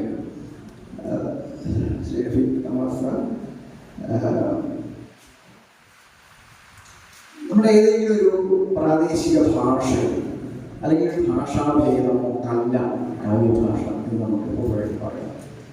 അത് യാഥാർത്ഥ്യത്തിൽ നിന്നും സ്വതന്ത്രമായ ഒരു യാഥാർത്ഥ്യം സൃഷ്ടിക്കുന്നതിനുള്ള പ്രോഗ്രാമിംഗ് കോഡാണ് എന്നൊക്കെ പുതിയ കവികൾ പറയും. മാത്രമല്ല ഇടക്കാലത്തെ കവിതയിൽ ഉണ്ടായിട്ടുള്ള ഭാഷ രൂപീകരണം അല്ല, ഒരു പുനഃക്രമീകരണം മാത്രമാണ് അവിടെ ഉന്നയിച്ചാണ്. പൊതുവിൽ പറഞ്ഞാൽ 80കൾ മുതൽ ജീവിത പരിസരത്ത് നിന്ന് തന്നെ കാവ്യഭാഷ കണ്ടെടുക്കുന്നുണ്ട്. ലളിതങ്ങളൊക്കെ അതിൻ്റെ ഉദാഹരണമാണ്. 90കളിലാവട്ടെ മലയാളികളുടെ ലോകകവിതയിൽ അന്നേവരെ ഉണ്ടായിട്ടുള്ള കാവ്യഭാഷകളെ ഉൾക്കൊണ്ട് രാഷ്ട്രീയ സാമൂഹ്യ സാഹചര്യങ്ങൾക്ക് അനുസരിച്ച് പുതുക്കാൻ തുടങ്ങുന്നുണ്ട് സ്വയം. 2000 ആവുമ്പോൾ ഇന്റർനെറ്റ് ഡിജിറ്റൽ പ്ലാറ്റ്ഫോമിൽ സൃഷ്ടിച്ച നവമാധ്യമ സാധ്യതകൾ ലിപികൾ മാത്രമാണ് ഭാഷാരൂപം എന്ന കാഴ്ചപ്പാടിനെ പിളർന്ന് ഉടലും ശബ്ദവും ചിത്രങ്ങളും ചേർന്ന കാവ്യഭാഷയെ ഉഴുതുമറിയ്ക്കുന്നു. ഭാഷയിലെ മാറ്റങ്ങളെ കൃത്യമായി പിന്തുടരുന്ന കാര്യമാണ് ഷീലഫി. ഇത്തരം മാറ്റങ്ങളെ അത് എങ്ങനെ കാണുന്നു എന്നറിയാൻ കൗതുകം. അതുപോലെ തന്നെ ഒരു ചെറിയ കാര്യം കൂടി പറഞ്ഞു നിർത്താം. ഈ നവമാധ്യമങ്ങളുടെ കാലത്ത് സിനിമാറ്റിക് ഫൈലുകളെ അനുസ്മരിപ്പിക്കുന്ന ദൃശ്യഭാഷ ശ്രവ്യഭാഷയുമായി കൂടിക്കലർന്ന് കവിതയിൽ പ്രവേശിക്കുന്നത് നമ്മൾ കാണുന്നുണ്ട്. ഇതൊക്കെ സമകാലിക കവിതകൾക്ക് അന്യഭാഷ മൊഴിപ്പകർച്ചകൾ ധാരാളമായിട്ട് ഉണ്ടാകുന്നുണ്ട്. അപ്പോൾ ഈ അന്യഭാഷ ചിലരൊക്കെ ആദ്യത്തെ കൃതി പ്രകാശിപ്പിക്കുന്നത് ബംഗാളിലൊക്കെയാണ്, ബംഗാളി ഭാഷയിലൊക്കെയാണ് ചില മലയാള കവിതകൾ. അപ്പോൾ ഈ ഇങ്ങനെ മറ്റ് ഭാഷയ്ക്ക് കൂടി വഴങ്ങാൻ തക്കവണ്ണം നമ്മുടെ പ്രാദേശിക ചിഹ്നങ്ങൾ വെടിഞ്ഞ് കവിതയുടെ ഭാഷ സാർവലൗകികമാവാൻ ശ്രമിക്കുന്നുണ്ടോ എന്നൊരു സന്ദേഹം കൂടി ഞാൻ തിരികെ വയ്ക്കുകയാണ്. സമയക്കുറവാണ്.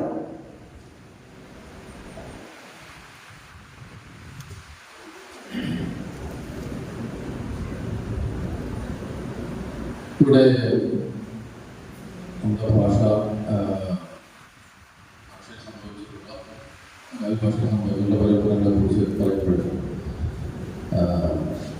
കുമാരനാശാന്റെ കവിത, കുമാരനാശാന്റെ കവിതയിൽ സത്യത്തിൽ അത് അതുവരെയുള്ള കവിതയിൽ നിന്നാണ് വളരെ ഭാഷ കവിഭാഷ വളരെ വ്യത്യസ്തത അനുഭവപ്പെടുന്ന സംശയമില്ല. പക്ഷെ ഘടനാപരമായിട്ട് കുമാരനാശാന്റെ ആ കാലത്ത് തന്നെ ഇന്ത്യ ക്ലാസിന്റെ പേരിലൊക്കെ അദ്ദേഹത്തിനെ പിന്നെ ചോദ്യം ചെയ്യപ്പെട്ടിരുന്നു. അപ്പൊ അത്തരത്തിലുള്ള ഘടനാപരമായിട്ടുള്ള മാറ്റങ്ങളോ ഒന്നും അദ്ദേഹം തോന്നിയില്ല.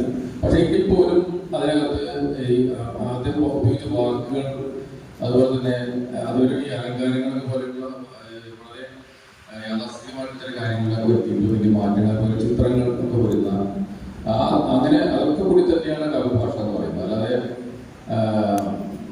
ഘടനാപരമായിട്ടുള്ള കാര്യമായ മാറ്റം വന്നിട്ടില്ലെങ്കിൽ പോലും അതിനകത്ത് നിന്നുകൊണ്ട് ഭാഷയ്ക്ക് പരിവർത്തനം ഉണ്ടാക്കാൻ പറ്റുമെന്നുള്ളതിന്റെ ഏറ്റവും വലിയ തെളിവാണ്. ഈ പറഞ്ഞ പോലെ നമുക്ക് ഏറ്റവും വലിയൊരു വ്യത്യാസം കൃത്യമായിട്ട് വരുന്ന ചങ്ങമ്പുഴ തന്നെയാണ് ഞാൻ വിചാരിക്കുന്നത്. ഒരു മലയാള കവിതയിലെ ആധുനിക തുടക്കപ്പെടുന്നതിന് പല സംശയങ്ങളുണ്ടാവും. എടുത്തു തുടങ്ങുന്നുള്ളത് നമുക്ക് പിന്നെ കവിതയിൽ തുടങ്ങുന്നത് പറയാം, അല്ലെങ്കിൽ വൈലപ്പിടി മലയാളികൾ തുടങ്ങുന്ന പറയാം, അല്ലെങ്കിൽ അതിനുശേഷമുള്ള ഐപിടി മലയാളികൾ തുടങ്ങുന്ന പറയാം. പക്ഷെ ചങ്ങമ്പുഴയിലാണ് കൃത്യമായിട്ട് ഈ തരത്തിലുള്ള ഭാവത്തെ മാറ്റവും ഭാഷാപരമായിട്ടുള്ള മാറ്റവും ഘടനാപരമായ മാറ്റവും കൊടുക്കുന്നത്. എന്നാൽ ഏറ്റവും അതിന് പരിമിതമായ ചോദിച്ചുകൊണ്ടുള്ളത് അത് മറ്റൊരു വിഷയം. ഇവിടെ പറഞ്ഞതുപോലെ പുതിയ കാലഘട്ടത്തില് ഇപ്പൊ രാമൻ തിരിച്ച കവിത പക്ഷേ അത് കുമാരനാശാനെ മനസ്സിലാക്കാൻ പറ്റാത്ത സ്വാഭാവികം. അദ്ദേഹം കഴിഞ്ഞ നൂറ്റാണ്ട് ജീവിച്ചിരുന്നതാണ്. പക്ഷെ ഇന്നിപ്പോ ജീവിച്ചിരിക്കുന്ന ആളുകൾക്ക് പലപ്പോഴും ഉൾക്കൊള്ളാൻ പറ്റുന്നുള്ളത് മാത്രത്തിൽ ഉൾക്കൊള്ളാൻ എനിക്ക് പറ്റാത്ത അതിന്റെ കഴിവുകൾ തുറന്നു പറയാൻ തയ്യാറാണ്. അപ്പൊ അത് മാത്രമല്ല ഈ അന്ന് ആ കാലത്ത് സംഭവിച്ച 80കളിലൊക്കെ സംഭവിച്ച ഈ ആധുനിക കവിതയിൽ സംഭവിച്ച ഒരു പ്രശ്നം ഇപ്പോഴും ആവർത്തിക്കപ്പെട്ടുകൊണ്ടിരിക്കുന്നുണ്ട്. അതായത് ഈ സംഭാഷണ രൂപത്തിലുള്ള ഈ നാട്ടുപറച്ചിലുകൾ അതാണ് കവിതയുടെ ഇപ്പോഴത്തെ വഴി എന്നുള്ള തെറ്റിദ്ധാരണ പോലെ ഒരു വിശ്വാസം പടർന്നു പോകും. എല്ലാവരും ഒരെണ്ണോളം ചെയ്യുമ്പോൾ അതൊരു വ്യത്യസ്തത ഉണ്ടാവും. എല്ലാവരും വലിയ വഴിയിൽ സ്കൂളും സ്ലേറ്റും അങ്ങനെയൊക്കെയുള്ള പ്രയോഗങ്ങളിലൂടെ പിന്നെ കവിതയുടെ ഒരു ആന്തര ഗൗരവം നഷ്ടപ്പെടുന്ന തരത്തിലുള്ള ഒരു സംഗതി ഭാഷ. നേരത്തെ പറഞ്ഞ പോലെ തീർച്ചയായിട്ടും ഭാഷ കൊണ്ടുള്ള ഭാഷ വ്യവഹാരം തന്നെയാണെന്നുള്ളതും ഭാഷ കൊണ്ടുള്ള ഏറ്റവും മികച്ച ഒരു പ്രവർത്തനമാണ് കവിത എങ്കിലും ഭാഷ ലീലയല്ല, ഭാഷ ലീലയല്ല. അത് വേറെ പണിയാണ്. അത് മകൻ വേണം ചെയ്യാം. ഭൂമി ഭാഷ അങ്ങനത്തെ കുറെ കാര്യങ്ങൾ ചെയ്തിട്ടുണ്ട്. അത് പക്ഷെ കവിതയുടെ യഥാർത്ഥത്തിലുള്ള ധർമ്മം നിർവഹിക്കുന്നില്ല. കവിത ഒരേ സമയം തന്നെ അത് ഈ പറഞ്ഞ പോലെ ഭാഷയുടെ സൗന്ദര്യത്തെ അല്ലെങ്കിൽ ഭാഷയുടെ സാധ്യതകളെ കൊണ്ടുവയ്ക്കുകയും അതേസമയം തന്നെ അതിലൂടെ ചിലത് പറയുകയും ചെയ്യുന്നുണ്ട്. ഇത് രണ്ടും തുടങ്ങിയിട്ടുണ്ട്. എന്താണ് പുതിയ കാലഘട്ടത്തിലെ ഈ വിഷയം സംഗതി എന്ന് പറഞ്ഞാൽ അത് എല്ലാ രംഗത്തും നമുക്ക് പ്രാപ്യമായ അല്ലെങ്കിൽ അതിഥ്യമായ രീതിയിലുള്ള പരിവർത്തനങ്ങൾ വന്നുകൊണ്ടിരിക്കുകയാണ്. ദൃശ്യങ്ങളും വാക്കുകൾ കൂടി ചേർന്നുകൊണ്ടും കവിത പറയുന്ന ഒരു നമുക്ക് രീതിയിൽ ചിന്തിച്ചിരുന്ന ഒരു കൃത്യമായിട്ട് വിധാനങ്ങളൊക്കെ വിട്ടുകൊണ്ട് തന്നെ അത് പോയിക്കൊണ്ടിരിക്കുന്നു. പെർഫോമൻസിന്റെ തലത്തിൽ പോയിരിക്കുന്നു. നമ്മൾ അതുപോലെ പെർഫോമൻസിന്റെ സാഹചര്യം ചെയ്തുകൊണ്ടിരിക്കുന്നു. അതിന്റെ മാറ്റങ്ങൾ അതിദ്രുതം വന്നുകൊണ്ടിരിക്കുന്നുണ്ട്. അതിനെക്കുറിച്ചൊന്നും ചുരുങ്ങിയ വാക്കുകളിലൊന്നും പെട്ടെന്ന് പറയാൻ കഴിയില്ല. അത് ഒരുപാട് കാര്യം പഠിക്കേണ്ടി ഇരിക്കുന്നുണ്ടാവും.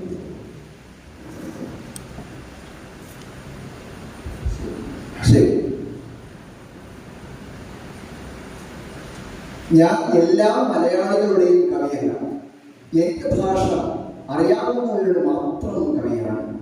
ഒരു മലയാളമല്ല, പല മലയാളങ്ങളുണ്ട് എന്ന് മനസ്സിലാക്കിയ ബാലചന്ദ്രൻ ചുള്ളിക്കാട് ഒരു അഭിമുഖത്തിൽ പറഞ്ഞതാണ്.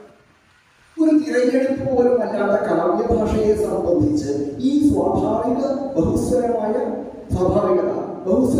സമകാലിക മലയാള കവിതാ പരിസരത്ത് എഴുതാനിരിക്കുന്ന ഓരോ കവിയും നേരിടുന്നതല്ലേ? രാവിലെ മനസ്സിലാവുന്നതാണ് പ്രവീൺ പ്രസാദിന്റെ കോഴിയും പറയും എന്ന കവിത, അല്ലെങ്കിൽ ശീലിച്ചവരുടെ കുറ്റി, വിവിധയുടെ വ്യത്യസ്ത കവിതകൾ. അതുപോലെ സാമാന്യ ഭാഷയും വിശേഷ ഭാഷയും വ്യത്യസ്തമായി നിൽക്കുന്നതിനെ ലിംഗ്വിസ്റ്റിക് ആന്ത്രോപോളജിസ്റ്റുകൾ ഡിക്ലോഷ്യർ എന്നാണ് വിളിക്കുക. നമ്മൾ വീട്ടിൽ പറയുന്ന വഴിക്കല്ല നമ്മുടെ കവിതകൾ. ശ്രീകൃതികാന്ന് പറഞ്ഞ പോലെ അത് വ്യത്യസ്തമാണ്. ഗോത്രകവിതയിൽ ഏതായാലും എന്തായാലും ശരി, അവരുടെ വീട്ടിലും ഉപയോഗിക്കുന്ന ഭാഷയിലല്ല അവർ കവിത എഴുതുന്നത്. ഭാഷയുടെ സാമാന്യമായ യുക്തിയാണ്. എന്നാൽ സമകാലീന കവിതയിലാവട്ടെ അതേ തരത്തിൽ മാറി പറയുന്നുണ്ട്. ഒരു ശില്പം അത് നിൽക്കുന്ന പ്രതലത്തിൽ നിന്നും എറിച്ചു കാണുന്ന പോലെ സാധാരണ വ്യവഹാര ഭാഷയുടെ പ്രതലത്തിൽ നിന്നും ഏതെങ്കിലും തരത്തിൽ വേർതിരിവ് അറിയുമാറ് നിലകൊള്ളണം കവിതയുടെ ഭാഷ എന്ന് രാവിലെ വൃത്തസംബന്ധിയായ കുറിപ്പിൽ പറയുന്നുണ്ട്. രാവിലെ ഈ കാഴ്ചപ്പാട് മലയാള ഭാഷയും വ്യവഹാര ഭാഷയോട് ഒട്ടി നിന്നുകൊണ്ട് നടക്കുന്ന കാവ്യഭാഷയുടെ മാറ്റങ്ങളെ എങ്ങനെയാണ് സ്വാധീനിക്കുന്നത് അല്ലെങ്കിൽ നോക്കിക്കാണുന്നത്?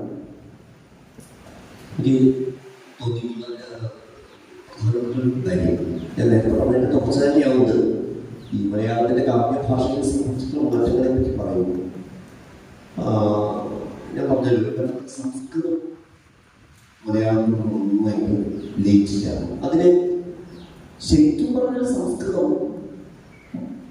മലയാളിയെ സംബന്ധിച്ച് ഒരു വിദേശ ഭാഷയാണ്. ദ്രാവിഡ ഭാഷയാണ് മലയാളം. ദ്രാവിഡ ഭാഷയായ മലയാളത്തെ സംബന്ധിച്ചിടത്തോളം സംസ്കൃതം ഒരു ഇൻഡോ യൂറോപ്യൻ ഗോത്രത്തിൽപ്പെട്ട ഒരു വിദേശ ഭാഷയാണ്. പക്ഷെ ചരിത്രപരമായ കാരണങ്ങൾ, ഹിസ്റ്റോറിക്കലായിട്ടുള്ള കാരണങ്ങളാണ് സംസ്കൃതം ഇവിടെ എത്തുകയും ഇവിടെ വളരെ സാധാരണ രീതിയിൽ മലയാളത്തോട് ഇടകലർന്ന് ചേരുകയും ചെയ്തു. ഇത് നമ്മുടെ ഭാഷയിൽ വലിയ മാറ്റങ്ങൾ ഉണ്ടായി. തീർച്ചയായിട്ടും വലിയ മാറ്റങ്ങൾ ഉണ്ടായി. അപ്പൊ ഇംഗ്ലീഷ് പോലുള്ള ഭാഷകൾ, ഇതേപോലുള്ള കലർപ്പിന്റെ കഥകൾ ആ ഭാഷകൾക്കൊക്കെ പറയാനുണ്ട്. സമാനമായിട്ട് മലയാളത്തിൽ ഈ സംസ്കൃതത്തിന്റെ സ്വാധീനം പറ്റാവുന്നിടത്തോളം സംസ്കൃതത്തെ മലയാളം ദഹിപ്പിച്ചു. ശരിക്കും അത് 1-2 വർഷങ്ങളാണ്, നൂറ്റാണ്ടുകൾ അല്ലെ, നൂറ്റാണ്ടുകൾ കൊണ്ട് മലയാളം ഈ സംസ്കൃതത്തെ, ഇവിടെ വന്നുകൂടിയ സംസ്കൃതത്തിനെ നമ്മൾ ആകാവുന്നിടത്തോളം ദഹിപ്പിച്ചു ഉൾക്കൊണ്ടു. അതിന്റെ ഒരു പരമാവധി ശരിക്ക് എഴുത്തച്ഛനിൽ കാണാൻ പറ്റും. ആ കാവ്യഭാഷയുടെ ആ ഒരു ഘട്ടത്തിന്റെ പരമാവധി നമുക്ക് എഴുത്തച്ഛനിൽ കാണാൻ പറ്റും. അതിനെ ദഹിപ്പിച്ചെടുത്ത് കൃത്യമാക്കിയതിന്റെ പറ്റാത്ത സംസ്കൃതത്തെ ഒന്നിട്ട് ദഹിക്കാതെ കിടക്കുന്ന സംസ്കൃതങ്ങളുണ്ട്. ഈ ദഹിക്കാതെ കിടക്കുന്ന സംസ്കൃതത്തെ മലയാള ഭാഷ കളയുന്നു, ചന്ദിച്ച് പുറത്ത് കളയുന്നുണ്ട്. ഇപ്പോ കുഞ്ചനമ്പ്യാർ ഒരു തരത്തിലാണ് പഠിച്ചിരിക്കുന്നത്. കുഞ്ചനമ്പ്യാർ സംസ്കൃതത്തെ സ്വീകരിക്കുമ്പോഴും വേറൊരു നിലയ്ക്ക് ദഹിക്കാവുന്ന സംസ്കൃതത്തെ പുറത്തു കഴിയും. ഒരുപക്ഷെ പുരാണങ്ങളിലെ കേരളീയ വർഗീയം ഒക്കെ ആയിരിക്കാം അദ്ദേഹം അത് ചെയ്യുന്നത്. അതുപോലെ ദ്രാവിഡീയായിട്ട് നേരത്തെ പറഞ്ഞ ഉപയോഗിച്ചും ഒക്കെ ആവാം. ദഹിക്കാവുന്ന സംസ്കൃതത്തെ പുറത്തേക്ക് കളയുന്നു. എനിക്ക് തോന്നുന്നു 20-ാം നൂറ്റാണ്ടിൽ അതിന്റെ വേഗത കൂടിയിട്ടുണ്ട്. 20-ാം നൂറ്റാണ്ടിൽ അതിന്റെ വേഗത കൂടുകയും നമ്മുടെ കവിതയുടെ ഭാഷ കുറെ കൂടി ദ്രാവിഡ പ്രകൃതത്തിലേക്ക് എന്ന് സംസ്കൃതത്തിനെതിരായ നീക്കമായിട്ടാണ് അദ്ദേഹം പറയുന്നുണ്ടോ. കാരണം ഒരു കാലത്ത് സംസ്കൃതം മലയാളത്തിൽ ലയിച്ചതിന് ചരിത്രപരമായ കാരണമുണ്ട്. തീർച്ചയായും അതേ അളവിൽ ചരിത്രപരമായ ഒരു കാരണം സംസ്കൃതത്തെ ഇന്ന് അതേപോലെ നിലനിർത്തുന്നതിനില്ല. തീർച്ചയായും അതുകൊണ്ടൊക്കെ ആവാം ഈ ദഹിക്കാത്ത സംസ്കൃതത്തെ ഇങ്ങനെ ഛർദ്ദിച്ച് കളയുന്ന ഒരു പ്രവണത 20-ാം നൂറ്റാണ്ടിലേക്ക് വേഗത കൂടി. ശ്രദ്ധിക്കുന്ന ഭാഷയോട് പറയും, തമിഴിന് ഇത്രയും ബുദ്ധിമുട്ട് വന്നിട്ടില്ല. എനിക്ക് തോന്നുന്നു തമിഴിൽ ഇത്രയധികം ദഹിക്കാത്ത സംസ്കൃതം കിടക്കുന്നില്ല. തമിഴ് കുറച്ച് സംസ്കൃതം ദഹിപ്പിച്ചിട്ടുണ്ട്. ആ ഉള്ള സംസ്കൃതത്തെ കുറച്ച് ദഹിപ്പിച്ചിട്ടുണ്ട്, തീർച്ചയായും ദഹിപ്പിച്ചിട്ടുണ്ട്. ദഹിക്കാതെ കിടക്കുന്ന കുറെ അമിത സംസ്കൃതം അതിലില്ല. മലയാളത്തിൽ പണി ചെയ്യേണ്ടി വരുന്നുണ്ട്. മലയാളം ഇപ്പോൾ എനിക്ക് തോന്നുന്നു കുറെ കൂടി ദ്രാവിഡ പ്രകൃതത്തോട് അടുത്ത് നിൽക്കുന്നുണ്ട് എന്ന് എനിക്ക് തോന്നുന്നു. പക്ഷെ ഈ പറയുന്ന മാറ്റത്തിന്റെയൊക്കെ ഒരു കാരണം അതുകൂടി അല്ലേ എന്ന് ഞാൻ സംശയിക്കണം. ഭാഷാശാസ്ത്രപരം കൂടിയല്ലേ എന്ന് ഞാൻ സംശയിക്കണം. ഭാഷ കുറെ കൂടി ഈ കൊളോക്കിയലാകുന്നതിന്റെ നാട്ടുഭാഷകൾ വരുന്നതിന്റെ ഒരു കാരണം അതുകൂടിയല്ലേ എന്ന് സംശയിക്കുന്നു. രണ്ടാമതൊരു കാര്യം പറയാനുള്ളത്, കവിത ഇന്ന് അതെനിക്ക് വളരെ ശക്തമായി പുതിയ കവിതകളൊക്കെ വായിക്കുമ്പോൾ തോന്നാറുണ്ട്. മലയാളത്തിൽ മാത്രമല്ല, ലോകവ്യാപകമായി തന്നെ കവിത ഇന്ന് വാമൊഴിയിലേക്കും നാടോടിത്തത്തിലേക്കും കൂടുതൽ അടുത്തുകൊണ്ടിരിക്കുകയല്ലേ എനിക്ക് തോന്നാറ്. ഇതൊക്കെ എനിക്കിഷ്ടമോ അല്ലയോ എന്നുള്ള വേറെ കാര്യമാണ്. എനിക്കിഷ്ടമാണോ എനിക്കിഷ്ടമല്ലയോ എന്നുള്ള വേറെ വിഷയമാണ്. ഞാൻ ഇഷ്ടപ്പെട്ടാലും ഇല്ലെങ്കിലും കവിതയുടെ ഭാഷ ഇന്ന് ലോകവ്യാപകമായി ഒരു നാടോടിത്തത്തിന്റെ ഭാഷയിലേക്ക് മാറിക്കൊണ്ടിരിക്കുന്നില്ലേ എന്ന് എനിക്ക് സംശയം തോന്നാറുണ്ട്. നാടോടിത്തം വാമൊഴിത്തം പിന്നാലെ വരുന്ന അതിന്റെ കൂടെ വരുന്നതാണ് വാമൊഴിത്തം, നാടോടിത്തം, അയവ്. ഏറ്റവും പുതിയ കവികളൊക്കെ ഞാൻ വായിച്ച CP രമേശിന്റെ കവിതയില് ആ അയവും ആ നാടോടിത്തവും ഒക്കെ കാണാം, എല്ലാം കാണുന്നത്. എത്രച്ച് ഇവരെല്ലാവരും ഗദ്യ ഉപയോഗിക്കുന്നു അർത്ഥമല്ല, വാമൊഴിയോടടുത്ത് നിൽക്കുന്ന താമം ഇതൊക്കെ ഉപയോഗിക്കുന്നത്. ഇതിന് ലോകവ്യാപകമായി തന്നെ ഒരു പുതിയ നാടോടിത്തം, ഒരു പുതിയ വാമൊഴിത്തം കവിതയുടെ ഭാഷയിൽ ഇന്നത്തെ ഏറ്റവും പുതിയ കവിതാ ഭാഷ അങ്ങനെ ഒരു ഭാഷയാണെന്ന് എനിക്ക് തോന്നുന്നു. ഇത് പറയുമ്പോ ഞാനോ റഫീഖോ ഉൾപ്പെട്ട തലമുറ അങ്ങനെ ഒരു നാടോടിത്ത കവിതയുടെ ഭാഷയുടെ ആൾക്കാരല്ല. ഞാൻ 90കളിൽ നിന്ന് ഇപ്പോഴത്തെ കവിതയ്ക്കുള്ള വ്യത്യാസം തന്നെയാണ് ഞാൻ വിചാരിക്കുന്നത്. ഞങ്ങളൊക്കെ കുറച്ചുകൂടി സ്ട്രിക്റ്റ് ആയിട്ടുള്ള അങ്ങനെ എന്താ പറയുക കൃത്യതയുള്ള ഭദ്രതയുള്ള കവിതകൾ എഴുതി വന്നവരാണ്. പക്ഷെ പുതിയ കുട്ടികളുടെ കവിത കുറെ കൂടി ഒഴുക്കുന്നതാണ്, കുറെ കൂടി അയവുള്ളതാണ്, കുറെ കൂടി നാടോടിത്തമുള്ളതാണ് എന്ന് എനിക്ക് ഇന്നലെ ഞാൻ കവിത വായിച്ചു. ഇന്നലെ പട്ടാഭിക്കാരൻ്റെ കവിത എഴുതിയ കവിതയെ മുഴുവനും വായിക്കുന്നില്ല, അതിനൊരു 2 വരി കുട്ടികൾക്ക് എഴുതുന്നു എന്നുള്ളതാണ്. ഇന്നലെ വായിച്ച കവിത ഇങ്ങനെയാണ്, 4 വരി മാത്രം വായിക്കാം. കവിതയുടെ പേര് മുതല ബ്രാൻഡഡ്. മുതല ബ്രാൻഡഡ് എഴുതിയാൽ പേര് കാർത്തിക് കെ. ഒരു 5 ഖണ്ഡം പറഞ്ഞ കവിതയാണ്. അതിന്റെ ഒന്നാമത്തെ ഖണ്ഡം ഇങ്ങനെയാണ്: 1500-ാം ആണ്ടിൽ ഒരു മുത്തച്ഛനുണ്ടായിരുന്നു, അമ്മയായിട്ട് നടന്ന ഒരു ടീഷർട്ടുണ്ടായിരുന്നു. 1500-ാം ആണ്ടിൽ ഒരു മുത്തച്ഛൻ ഉണ്ടായിരുന്നു, അയാൾക്ക് നടന്നൊരു ടീഷർട്ട് ഉണ്ടായിരുന്നു.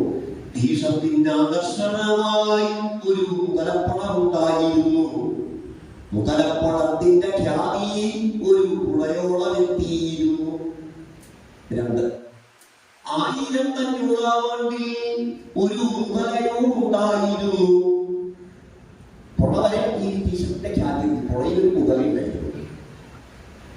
മുതലയ്ക്ക് വിവരങ്ങൾ അറിയാൻ ഒരു വാൽച്ചെവി ഉണ്ടായിരുന്നു. പല നാളായി വാൽച്ചെവി കേട്ടു ഒരു മുത്തച്ഛനുണ്ടെന്ന കാര്യം. മുതലയ്ക്ക് ഉറുതിമുട്ടായി ഒരു ടീഷർട്ടുണ്ടെന്ന സത്യം. അപ്പൊ മുതല ഈ മുത്തച്ഛനെ കാണാൻ വേണം. ടീഷർട്ടിൽ ഒരു മുതലുണ്ടെന്ന് കേട്ടിട്ട് ആ മുത്തച്ഛന്റെ ടീഷർട്ടിൽ മുതലേ കാണാൻ വരുന്ന ഒരു സന്ദർഭമാണ് ഈ പയ്യൻ എഴുതുന്നത്. ഇതിനകത്ത് ഒരു എന്താ പറയുക, പക്ഷെ നമുക്ക് കമ്മ്യൂണിക്കേറ്റ് ചെയ്യാൻ പ്രയാസമുള്ള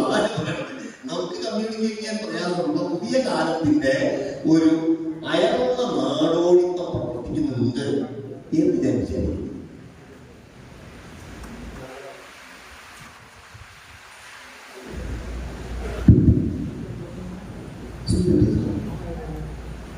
നമുക്ക് പരമാവധി വേഗത്തിൽ നോക്കാം. ഈ അടുത്ത സെഷൻ പരമാവധി നോക്കാം. ഈ ഭാഷയുടെ വ്യാകരണവും കവിതയിലെ സൂചിതാർത്ഥവും ഭാഷയുടെ 2 ഘടകങ്ങൾ, അവരുടെ 2 ഘടകങ്ങളാണ്. അപ്പോൾ നേരിയ ദുരർത്ഥശങ്കയോ കനത്ത വ്യാകരണത്തെറ്റോ കണ്ടില്ലെങ്കിൽ ഞാൻ കവിതയിലെ വരികളെ തിരുത്താറില്ല എന്ന് ഇടശ്ശേരി പറഞ്ഞതായി നമ്മൾ മുമ്പൊരു സംസാരിച്ചു. കവിത ക്രാഫ്റ്റുമായിട്ട് ബന്ധപ്പെട്ട കാര്യമാണ്, ഭാഷയായിട്ട് ബന്ധപ്പെട്ട കാര്യമാണ്. ഈ അഗാധ ഹൃദയ ഹതമധനോദ്ധിത വികാര ദൃശ്യങ്ങളെ സമസ്ത പദങ്ങളെ കൊണ്ട് വരച്ചിട്ട ഇടശ്ശേരി തന്നെയാണ് കോമന് നല്ല പണിക്കാരും ഒരു കോടതി ജാമ്യം ആൾക്കാരും എന്ന് പ്രത്യക്ഷത്തിൽ വ്യാകരണ നിയമങ്ങളെ ലംഘിച്ച് എഴുതുന്നത്. വൈലോപ്പിളിയാകട്ടെ കവിതയ്ക്ക് അടിക്കുറിപ്പുകളെ കൊണ്ടാണ് ഈ ആകർഷകയെ മറികടക്കുന്നത്. ഇവയുടെ വെളിച്ചത്തിൽ ഭാഷാ വ്യാകരണം അക്കാലത്തെ കാവ്യഭാഷയുടെ മാറ്റങ്ങളുടെ ഗതിയിലേക്ക് കുറച്ചിട്ടുള്ളതായി ഡിജിറ്റൽ തോന്നിയിട്ടുണ്ടോ?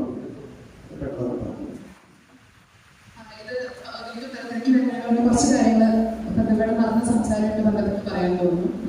അതായത് ഇപ്പൊ കാവ്യഭാഷ എന്ന് പറയുന്നുണ്ടോ, അത് വേണോ, അല്ലെങ്കിൽ അത് വാമൊഴി തന്നെയല്ലേ എന്നുള്ള ആലോചനകൾ നമ്മുടെ മനസ്സിൽ എപ്പോഴും വരാറുണ്ട്. വല്ലപ്പോഴി അദ്ദേഹത്തിന്റെ കവിലോസ്മരണങ്ങൾ എഴുതിയിട്ടുണ്ട്. അമ്മ നന്നായിട്ട് കവിത ഉപയോഗിക്കുകയായിരുന്നു. ആകാശത്ത് മഴക്കാർ വന്നാൽ അത് കണ്ണെഴുതി പൊട്ടുന്നുള്ളൂ എന്ന് പറയും. അതുപോലെ കുട്ടികൾ പറഞ്ഞാൽ കേൾക്കാത്തതിന് തല ചൊല്ലാവാവല് തല കിഴക്കണാപ്പാട് എന്ന് പറയുമായിരുന്നു എന്നൊക്കെ തന്നെ പറഞ്ഞിട്ടുണ്ട്. എന്ന് പറഞ്ഞാല് കവിത, എനിക്ക് തോന്നിയിട്ടുള്ള ഒരു കാര്യം, എല്ലാ കാലത്തും കവിത അതിന്റെ ഒരു വാമൊഴിത്തത്തെ ഉൾക്കൊള്ളാൻ ശ്രമിച്ചിട്ടുണ്ട്. ബോധപൂർവമായ ന്യൂ ക്ലാസിക് കാലഘട്ടങ്ങളിൽ ഒഴിച്ച് ബാക്കി എല്ലാ സമയത്തും എഴുത്തച്ഛന്റെ കൃതികളിൽ നമുക്ക് കാണാം. ഞാനത് വീണ്ടും പോകുന്ന അറിയാം, എന്നാലും ചില ഉദാഹരണങ്ങൾ പറയണം. മറ്റേ അർജുനന്റെ മകൻ അഭിമന്യു മരിച്ചു കിടക്കുന്ന സമയത്ത് എഴുത്തച്ഛൻ എഴുതുന്നത്, കൊല്ലാതെ കൊള്ളാഞ്ഞത് എന്തവൻ തന്നെ നീ വല്ലവീ വല്ലവ, അവൻ തന്നെ നീ നാഗൊല്ലിക്ക് എത്രയും രസകടോ ചൊല്ലിടും അർജുനൻ തന്റെ തിരുമകൻ പല്ലവി വല്ലഭ നിന്റെ മരുമകൻ. അതാ വാക്ക്. ഈ ചൊല്ലിടും അർജുനൻ തന്റെ തിരുമകൻ എന്ന് വേറെ എവിടെ പറയാം. പക്ഷെ വല്ലവി വല്ലഭ നിന്റെ മരുമകൻ എന്ന് പറയുന്നത് എഴുത്തച്ഛൻ നിൽക്കുന്ന ഈ മരുമകത്തായ സംസ്കാരത്തിനകത്ത് നിന്നാണ് അതിന് പ്രാധാന്യം. അപ്പൊ താൻ നിൽക്കുന്ന സംസ്കാരം, താൻ നിൽക്കുന്ന ഒരു കാലഘട്ടം, തന്റെ ഭാഷ, തന്റെ വാമൊഴിയുള്ള പ്രയോഗങ്ങള്, ഇതൊക്കെ ഏത് കവിയെയും സ്വാധീനിക്കാൻ നല്ല സാധ്യതയുണ്ട്, സ്വാധീനിക്കുകയും ചെയ്യും. പക്ഷെ ഇത് കവിതയിലേക്ക് വരുമ്പോഴൊരു മാറ്റം എനിക്ക് എൻ്റെ ഒരു തോന്നൽ കൂടിയാണ്. കവിതയ്ക്ക് രണ്ട് ഘടകങ്ങളുണ്ട് എപ്പോഴും നമ്മൾ പറയാറുള്ളത്. അതില് രണ്ട് ഭാഷകളുമുണ്ട്. ഒരു ആന്തരിക ഭാഷ എന്നും ഒരു ബാഹ്യഭാഷ എന്നും നമുക്കതിൽ പറയാം. ഈ ബാഹ്യഭാഷയാണ് നമ്മൾ ഈ പറയുന്ന പരിവർത്തനങ്ങൾക്ക് പലപ്പോഴും വിധേയമാകുന്നതും അല്ലെങ്കിൽ അതിലുണ്ടാകുന്ന മാറ്റങ്ങളാണ് നമ്മൾ ശ്രദ്ധിക്കുന്നത്. ഈ ബാഹ്യഭാഷയിലാണ് നമ്മൾ ഈ പറഞ്ഞ വാമൊഴിയും പ്രാദേശിക ഭേദങ്ങളും താളവും ഒക്കെ ഉൾക്കൊള്ളുന്നു. പക്ഷെ കവിതയെ കവിതയാക്കുന്നത് എന്താണ് നമ്മൾ ചോദിച്ചു. ചോദിച്ചു കവിത ഒരു കാവ്യഖണ്ഡത്തെ അല്ലെങ്കിൽ ഒരു പാരഗ്രാഫിനെ കവിതയാക്കുന്നത് എന്താണെന്ന് വെച്ച് കഴിഞ്ഞാല് അത് അതിന്റെ ആന്തരികമായ ഭാഷയാണ്. ആ ആന്തരികമായ ഭാഷ ചിലപ്പോൾ ഇമേജസ് നമ്മള് ആശാനെ കുറിച്ച് പറഞ്ഞിട്ടുണ്ട്. ആശാൻ ഉണ്ടാക്കിയത് ഇമേജസ് ആണ്. അങ്ങനെ പലതും അത് ഒറ്റ വാക്കിൽ നമുക്ക് പറയാൻ പറ്റില്ല. ഒരു മിനിറ്റോണ്ടോ ഒരു മണിക്കൂറോണ്ടോ നമുക്ക് പറഞ്ഞു തീർക്കാൻ പറ്റുമെന്ന് എനിക്ക് തോന്നുന്നില്ല. പക്ഷെ പലപ്പോഴും നമുക്ക് സംഭവിക്കുന്ന ഒരു വലിയ പ്രശ്നം, നമ്മൾ ഈ ബാഹ്യഭാഷയെ കവിതയുടെ ഭാഷയായിട്ട് തെറ്റിദ്ധരിക്കുന്നുണ്ടോ എന്നുള്ളൊരു സംശയമാണ്. അതുകൊണ്ടാണോ നമ്മളിങ്ങനെ, ഇതെന്റെ സംശയമാണ്. അതുകൊണ്ട് അപ്പം മാറ്റങ്ങളുണ്ടാവും. അപ്പൊ നേരത്തെ പറഞ്ഞ കാർത്തികന്റെ കവിതകളിൽ അത് കവിതയാകുന്നത് അതിനകത്ത് ബാഹ്യമായ ഭാഷയുടെ വ്യത്യാസം കൊണ്ടല്ല, മറിച്ച് അതിലൊരു ആന്തരിക ഭാഷ പ്രവർത്തിക്കാൻ തുടങ്ങുന്നു. കൂടെ കേട്ടില്ല, പക്ഷെ അത് കേട്ട് തുടങ്ങിയ ഭാഗത്തന്നെ അതിൽ ഈ ആന്തരിക ഭാഷ പ്രവർത്തിച്ചു തുടങ്ങി. വളരെ പ്രസിദ്ധമായ ഉദാഹരണം വെച്ചിട്ട് ഞാനിത് വിശദീകരിക്കാൻ തോന്നുന്നു. കുഞ്ഞാമ്മയുടെ വരിയാണ്. അപ്പൊ എല്ലാവർക്കും പരിചയമാവും. തോറ്റു തുലഞ്ഞല്ലോ പൂക്കൾ അന്തിക്കാറ്റിന്റെ സംബന്ധം എത്ര ദിക്കിൽ. കുഞ്ഞാമ്മയെ കുറിച്ച് പറയുന്ന എല്ലാ സ്ഥലത്തും ഉദ്ധരിക്കാവുന്ന വരിയാണ്. ഇനി സമ്പത്ത് എന്നുള്ള വാക്ക് നമ്മളെടുത്ത് അത് വരുന്നത് കുഞ്ഞിരാമൻ നായർ എന്ന കവിയുടെ പശ്ചാത്തലത്തിൽ നിന്നാണ്. അയാൾ വരുന്ന സാംസ്കാരിക അന്തരീക്ഷത്തിൽ നിന്നാണ്, അയാളുടെ ജീവിതത്തിന്റെ തലങ്ങളിൽ നിന്നൊക്കെയാണ് വരുന്നത്. തീർച്ചയായിട്ടും അത് അദ്ദേഹത്തിന്റെ ബാഹ്യഭാഷയുടെ ഭാഗവുമാണ്. അത് വെച്ച് നമുക്ക് കുഞ്ഞിരാമൻ നായരെ പലതരത്തിലും വിശദീകരിക്കുകയും വ്യാഖ്യാനിക്കുകയൊക്കെ ചെയ്യും. പക്ഷെ ഈ കവിതയുടെ ആന്തരിക ഭാഷ എന്താന്ന് വെച്ചാല് അതിനകത്ത് ഈ പൂക്കളുടെ വിഷമാണ്. തോറ്റു തുലഞ്ഞല്ലോ പൂക്കൾ അന്തിക്കാറ്റിന്റെ സംബന്ധം എത്ര ദിക്കിൽ. പല സ്ഥലത്ത് സംബന്ധമുള്ള, അതായത് പുതിയ ഭാഷയിലാണെങ്കിൽ പല സ്ഥലത്ത് ക്രഷുള്ള ഒരുപാട് ആൾക്കാർ ഈ സംബന്ധത്തിന്റെ വാക്കിൽ സെറ്റപ്പ് ഒക്കെ കഴിഞ്ഞു കഴിഞ്ഞാൽ വേണമെങ്കിൽ പുതിയ ഭാഷയിൽ കവിയാവുകയും ചെയ്തു. പക്ഷെ ഈ സങ്കടത്തിന് വ്യത്യാസം വരുന്നില്ല. അപ്പൊ ഈ സങ്കടത്തിന്റെ ഭാഷ, സങ്കടത്തിന് അങ്ങനെ ഭാഷ ഉണ്ടോ നമുക്ക് പറയാൻ പറ്റില്ല. പക്ഷെ അത് പറയുന്ന ആള് ഈ അന്തിക്കാറ്റിനെ പോലെ പല സ്ഥലത്ത് സമ്പത്തം കൊണ്ട് നടക്കുന്ന ഒരാളാണെന്നുള്ളൊരു വിരുദ്ധോക്തിയാണ് പറയുന്നത്. കുഞ്ഞിന്റെ സങ്കടമാണ്. ഇങ്ങനെ ഈ ആന്തരിക ഭാഷ പ്രവർത്തിച്ചതുകൊണ്ടാണ് കഥ ആ ഒരു ഭാഗം കവിത എഴുതുന്നത് ഞാൻ വിചാരിക്കും.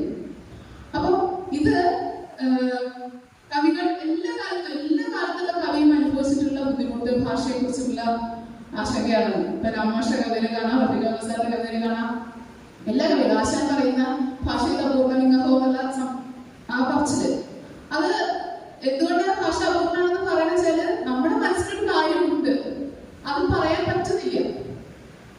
ഞാൻ വ്യക്തിപരമായിട്ട് അനുഭവിക്കുന്ന ഒരു പ്രശ്നം എന്താ വെച്ചാൽ, ചില സമയത്ത് എനിക്ക് സംസാരിക്കാൻ പറ്റില്ല, ചില പ്രത്യേക സമയത്ത് എനിക്ക്. പക്ഷെ അത് പറഞ്ഞാൽ മനുഷ്യൻ വിശ്വസിക്കില്ല, എനിക്ക് സംസാരിക്കാൻ പറ്റില്ല, എനിക്ക് വാക്ക് കിട്ടില്ല എന്ന് പറഞ്ഞ ഒരാൾ വിശ്വസിക്കും. ഇത് എല്ലാ കവികളും കവിത എഴുതുമ്പോഴോ അല്ലാത്ത സമയത്തോ ഒക്കെ ആയിട്ട് അനുഭവിക്കുന്നുണ്ടാവും. അപ്പം ഇടശ്ശേരിയുടെ ഇവിടെ പറഞ്ഞു വാചകം ഞാൻ എപ്പോഴും ഉദ്ധരിക്കാറുള്ളതാണ്. നേരിയ ദുരർത്ഥ ദുശങ്കയോ അടുത്ത വ്യാകരണ തെറ്റോ ഇല്ലാത്ത സന്ദർഭങ്ങളിൽ ഞാൻ കവിത രണ്ടാമത് തിരുത്താൻ പോകാറില്ല എന്ന് ഇടശ്ശേരി പറയാറ്. എങ്ങനത്തെ ഇടശ്ശേരി? കവിതയെ ഒരു കരുവാന്റെ പണിയാലെ ആയിട്ട് കണക്കാക്കുന്ന ഇടശ്ശേരി അവിടെയാണ്. നേരത്തെ പറഞ്ഞ അഗാധ ഹൃദയ പ്രഥമതനോധിത സൗന്ദര്യ പ്രതിഭാസങ്ങൾ എന്ന് പറയുന്നത്, അല്ലെങ്കിൽ അങ്ങനത്തെ വാക്കുകൾ, ദീർഘസമസ്ത പദങ്ങളാവട്ടെ സൂക്ഷ്മമായിട്ടുള്ള വാക്കുകളാവട്ടെ ഉപയോഗിക്കാൻ ഇത്ര കുട്ടികളുടെ ഇടശ്ശേരി വ്യാകരണ തെറ്റുണ്ടോ എന്ന് ചിന്തിക്കാറില്ല. ഞാൻ നേരത്തെ പറഞ്ഞ ഉദാഹരണം പറയുകയാണെങ്കിൽ കോമനമല്ല പണിക്കാരും ഒരു കോടതി യാമീനും ആൾക്കാരും മലയാള ഭാഷയുടെ വ്യാകരണത്തിനകത്ത് നിൽക്കുന്നതല്ല. നേരത്തെ പറഞ്ഞ ആശാനേക്കർ നമ്മൾ പറയുന്നത്, ആശാനേക്കർ ഭീകരമായിട്ട് വാക്യഘടനയിൽ തെറ്റുവരുത്തിയില്ലാണ് ഇടശ്ശേരി. ഒരുപാട് ഇടശ്ശേരിയുടെ ഒരു കവിത എടുത്താല് 3 സ്ഥലത്ത് വ്യാകരണ തെറ്റ് കാണിച്ചാൽ നമുക്കൊരു ഭാഷ പണ്ഡിതനൊന്നും ആവണ്ട, സാധാരണ ആൾക്കാർക്ക് പറ്റും. എന്ന് വെച്ചാൽ ആ ഭാഷ തിരിഞ്ഞു പോവുക എന്നത്, അല്ലെങ്കിൽ ഭാഷ തല തിരിഞ്ഞു വരിക എന്നത് ഇടശ്ശേരി കവിതയുടെ സൗകര്യം കൂടിയാണ്. അപ്പൊ ഭാഷയിൽ ധ്യാനിച്ചിരിക്കുന്ന കവിതയെ കുറിച്ച് ബോധം ഉണ്ടായിരിക്കും തീർച്ചയായും. ആ ബോധം അവരുടെ ഉള്ളിലുണ്ട്. പക്ഷെ ഇതിനെ എങ്ങനെയൊക്കെയാണ് നമ്മൾ അതിജീവിക്കുന്നത്? ചില സമയത്ത് കവികൾക്ക് ഈ ആത്മാനുകരണം എന്ന് നമ്മൾ പറയുന്ന ഘട്ടത്തിൽ നമ്മൾ എന്ത് ചെയ്യും? ഒരു സമൂഹം പൊതുവെ അങ്ങനെ എത്തിച്ചേരും, ഒരു കാവ്യഭാവുകത്വം പൊതുവെ അങ്ങനെ എത്തിച്ചേരും. ഇപ്പൊ നേരത്തെ ചമ്പ്ര കവിതയെ കുറിച്ച് പറഞ്ഞു, വലിയ വിപ്ലവമാണ് ഉണ്ടാക്കിയിട്ടുള്ളത്. പക്ഷെ ഒരു ഘട്ടത്തില് ചങ്ങമ്പുഴ കവിത സഞ്ജയൊക്കെ അതിന് പരിഹസിച്ചിട്ട് കണ്ണടച്ച് പറയാൻ പറ്റുന്ന ഒരു രൂപം. ചങ്ങമ്പുഴ കവിതയ്ക്കുള്ളൊരു പ്രശ്നം ഒരു ഘട്ടം കഴിഞ്ഞപ്പോഴത്തേക്കും ചങ്ങമ്പുഴ കവിത എന്താണ് പറയുന്നത്, ചങ്ങമ്പുഴ എന്താ പറഞ്ഞിട്ടുണ്ടാവുക എന്ന കവിത വായിക്കുന്നതിന് മുന്നേ നമുക്ക് പറയാൻ പറ്റും എന്നുള്ള അവസ്ഥയിലേക്ക് എത്തിച്ചത്. ഇത് ആ ഭാവുകത്വം അവിടെ അവസാനിക്കുന്നു എന്നുള്ളത്. സ്വാഭാവികമായിട്ടും കവിത ഒരിക്കലും അവിടെ നിൽക്കില്ല, പുതിയ സ്ഥലത്തേക്ക് തിരിച്ചു വരും, പുതിയൊരു തുടക്കത്തിലേക്ക് കവിത വരും. അങ്ങനെ അതത് കാലത്ത് ഉണ്ടായിട്ടുള്ള, അതിനെക്കുറിച്ച് രാമകൃഷ്ണൻ സൂചിപ്പിച്ചു, ഈ ഉണർച്ചകൾ ഭാഷയിൽ ഉണ്ടാവുക തന്നെ ചെയ്യും എന്നാണ് പറയാനുള്ളത്. ഉദ്ദേശിച്ചത് അതിനെയാണെന്ന് ഞാൻ സത്യത്തിൽ ഓരോ കഴിയും ഞാനതിൻ്റെ ഒരു കൺക്ലൂഷൻ പറയണ്ട, അതൊക്കെ ഞാൻ വിട്ടു, അതൊന്നും ഇനി നിർത്തില്ല. കാരണം സർഷൊക്കെ പോയി നായകാലങ്ങൾ അടിവരെ കിട്ടിയിരിക്കുന്നു, നായകാലങ്ങൾ നമ്മൾ നിർത്തണം. അതിനിടയിൽ പിന്നെ ഈ കാണികളായിരിക്കും നിങ്ങൾക്കും ഇവരോട് ചോദിക്കാൻ അവസരം തരണം. അപ്പൊ നമുക്ക് വളരെ വേഗം ഇവരുടെ കൂടി വെടിപൊട്ടിക്കാൻ പറ്റുന്നുണ്ട് മാക്സിമം സ്പീഡിൽ. ഇനി ഒരു സാമൂഹ്യ പ്രസക്തിയുടെ കാര്യം റബീഖ് ചോദിക്കാറില്ലായിരുന്നു. കാലകാലത്തെ കൂടി പ്രതികരിക്കണമെന്ന് നമ്മൾ പറയാറുണ്ട് അല്ലേ? അതാത് കാലങ്ങളിലെ ഭാഷ നിരന്തരം പരിണാമം ചെയ്യുമായി പിൽക്കാലത്ത് അർത്ഥം തന്നെ മാറിക്കൊണ്ടാണ്. ഒരു കാലത്ത് അർത്ഥം ഉദാഹരണമായിട്ട് വഴുത് നമ്മൾ മാറ്റിക്കൊടുക്കുന്നത് നല്ല അർത്ഥം, അത് പിൽക്കാലത്ത് നമ്മുടെ ഉപയോഗിക്കുന്നത്. ഇതിൽ ഏറ്റവും കൂടുതൽ ഭാഷാശാസ്ത്രങ്ങളുടെ ഇംഗ്ലീഷിലാണ് കൈകാര്യം ചെയ്യുന്നത്. ഇപ്പോൾ മലയാളം പറയുകയാണെങ്കിൽ ബുദ്ധിച്ച് മലയാളിച്ച് ഉപയോഗിക്കില്ല, മോശപ്പെട്ട വാക്കുകളായിരിക്കും. അപ്പോൾ ഇങ്ങനെ സമീപകാലത്ത് പാശ്ചാത്യത്തിനിടയിൽ ഒരു പുതിയ പരിപാടി തുടങ്ങിയിട്ടുണ്ട്. അതായത് ലോകത്തിൽ രാഷ്ട്രീയ ശരികൾക്ക് നിരക്കാത്ത വംശീയതയും മറ്റും ധ്വനിപ്പിക്കുന്ന വാക്കുകൾ, നീഗ്രോ പോലുള്ള വാക്കുകൾ ഉപയോഗിച്ചവിടെ ജയിലിൽ പിടിച്ചു കഴിഞ്ഞു. അപ്പൊ അങ്ങനെ അടങ്ങിയ ഭാഗങ്ങൾ അപ്പാടെ ക്ലാസിക് കൃതികളിൽ നിന്ന് പോലും തുടർച്ച ചെയ്യുന്ന ഒരു മൂവ്മെന്റ് പാശ്ചാത്യ രാജ്യത്ത് ആരംഭിച്ചിട്ടുണ്ട്. അപ്പോൾ റോബർട്ട് ഡാഫൽ എന്ന എഴുത്തുകാരന്റെ ചാർലി ആൻഡ് ചോക്ലേറ്റ് ഫാക്ടറി എന്ന പുസ്തകത്തിൽ അത്തരം വാക്കുകൾ മുന്നോട്ട് മാറ്റിക്കഴിഞ്ഞു. ഇനി നമ്മുടെ എല്ലാവർക്കും വാക്കുകളുടെ പ്രശസ്തമായ നോവൽ ഈ വിധേയമാകുകയാണ്. അപ്പൊ നമ്മൾ ഈ മലയാള കവിതയിൽ നോക്കിക്കഴിഞ്ഞാൽ മൂവ്മെന്റ് ലോകത്തിൽ മാത്രമേ ലോകം ചുരുങ്ങിപ്പോയതാണ്. അപ്പൊ ഈ കക്കാടിന്റെ ആളുടെ ചെറ്റി അവിടെ പോലുള്ള അനേക കവിതകളുടെ ഗതിയൊക്കെ എടുത്താണോ മലയാളത്തിലേക്ക് സെൻസർഷിപ്പ് കൊണ്ടുവരികയാണെങ്കിൽ? മാത്രമല്ല ഇത്തരം വാക്കുകൾ മാറ്റുമോ? അവയിലെ വിവേചനം മാത്രമല്ല നമ്മൾ മായ്ച്ചു കളയുന്നത്, ആ വാക്കുകൾ പ്രതിനിധാനം ചെയ്യുന്ന ഭീകരങ്ങളുടെയും കഷ്ടപ്പാടുകളുടെയും വർഷങ്ങളെ കൂടിയാണ് നമ്മൾ മായ്ച്ചു കളയുന്നത്. ഈ പുതിയ കാലത്തിന്റെ രാഷ്ട്രീയ ശീലീകരണ സെൻസർഷിപ്പിനെ താങ്കൾ എങ്ങനെ കാണുന്നു? സത്യത്തിന് എഴുത്തുകാരൻ്റെ ഈ കാലഘട്ടത്തിൽ നേരിടുന്ന ഒരു വലിയൊരു വിഷയം തന്നെയാണ്. പലതരത്തിലുള്ള സെൻസർഷിപ്പുകളാണ്. ഒന്ന് ഭരണകൂടത്തിന്റെ സെൻസർഷിപ്പ്, അത് മുതലുള്ള സെൻസർഷിപ്പുകളാണ്. പല പാർട്ടികളുടെ രാഷ്ട്രീയ പാർട്ടികൾ ഉണ്ടാക്കുന്ന സെൻസർഷിപ്പുകളുണ്ട്, മതങ്ങളുണ്ടാക്കുന്ന സെൻസർഷിപ്പുകളുണ്ട്. അതിനൊക്കെ പുറത്താണ് സാംസ്കാരികമായിട്ട് സെൻസർഷിപ്പുകളുണ്ട്. നമ്മൾ പറയുന്ന കാര്യങ്ങൾ പൊളിറ്റിക്കലി കറക്റ്റാണോ, അത് ഏതെങ്കിലും മതവിഭാഗങ്ങളെ പിടിപ്പിക്കുന്നതാണോ, ഇങ്ങനെയുള്ള നിരവധി കാര്യങ്ങൾ ശ്രദ്ധിച്ചുകൊണ്ട് എങ്ങനെയാണ് സർഗാത്മകമായിട്ട് പ്രവൃത്തി നടത്താൻ പറ്റുന്നത് എനിക്കറിയില്ല. അപ്പൊ ഈ പറഞ്ഞത് അങ്ങനെ നോക്കുമ്പോൾ പഴയ ആളുകളൊക്കെ എത്രയോ സ്വാതന്ത്ര്യം അനുഭവിച്ചിരുന്ന ആളുകളെന്ന് പറയും. ഏറ്റവും ആദ്യം ജീവിക്കുന്ന എഴുത്തുകാരെ ഇന്ന് ഒരുപാട് ഇത്തരത്തിലുള്ള അസ്വതന്ത്രതകളുടെ നടുവിലാണ് നിൽക്കുന്നത്. അത് ഒരർത്ഥത്തിൽ സമൂഹത്തിന്റെ വളരെ ഉയർന്ന തരത്തിലുള്ള ഒരു സാമൂഹിക അവബോധത്തിന്റെയും സാംസ്കാരിക വികാസത്തിന്റെയും ഭാഗം തന്നെയാണ്.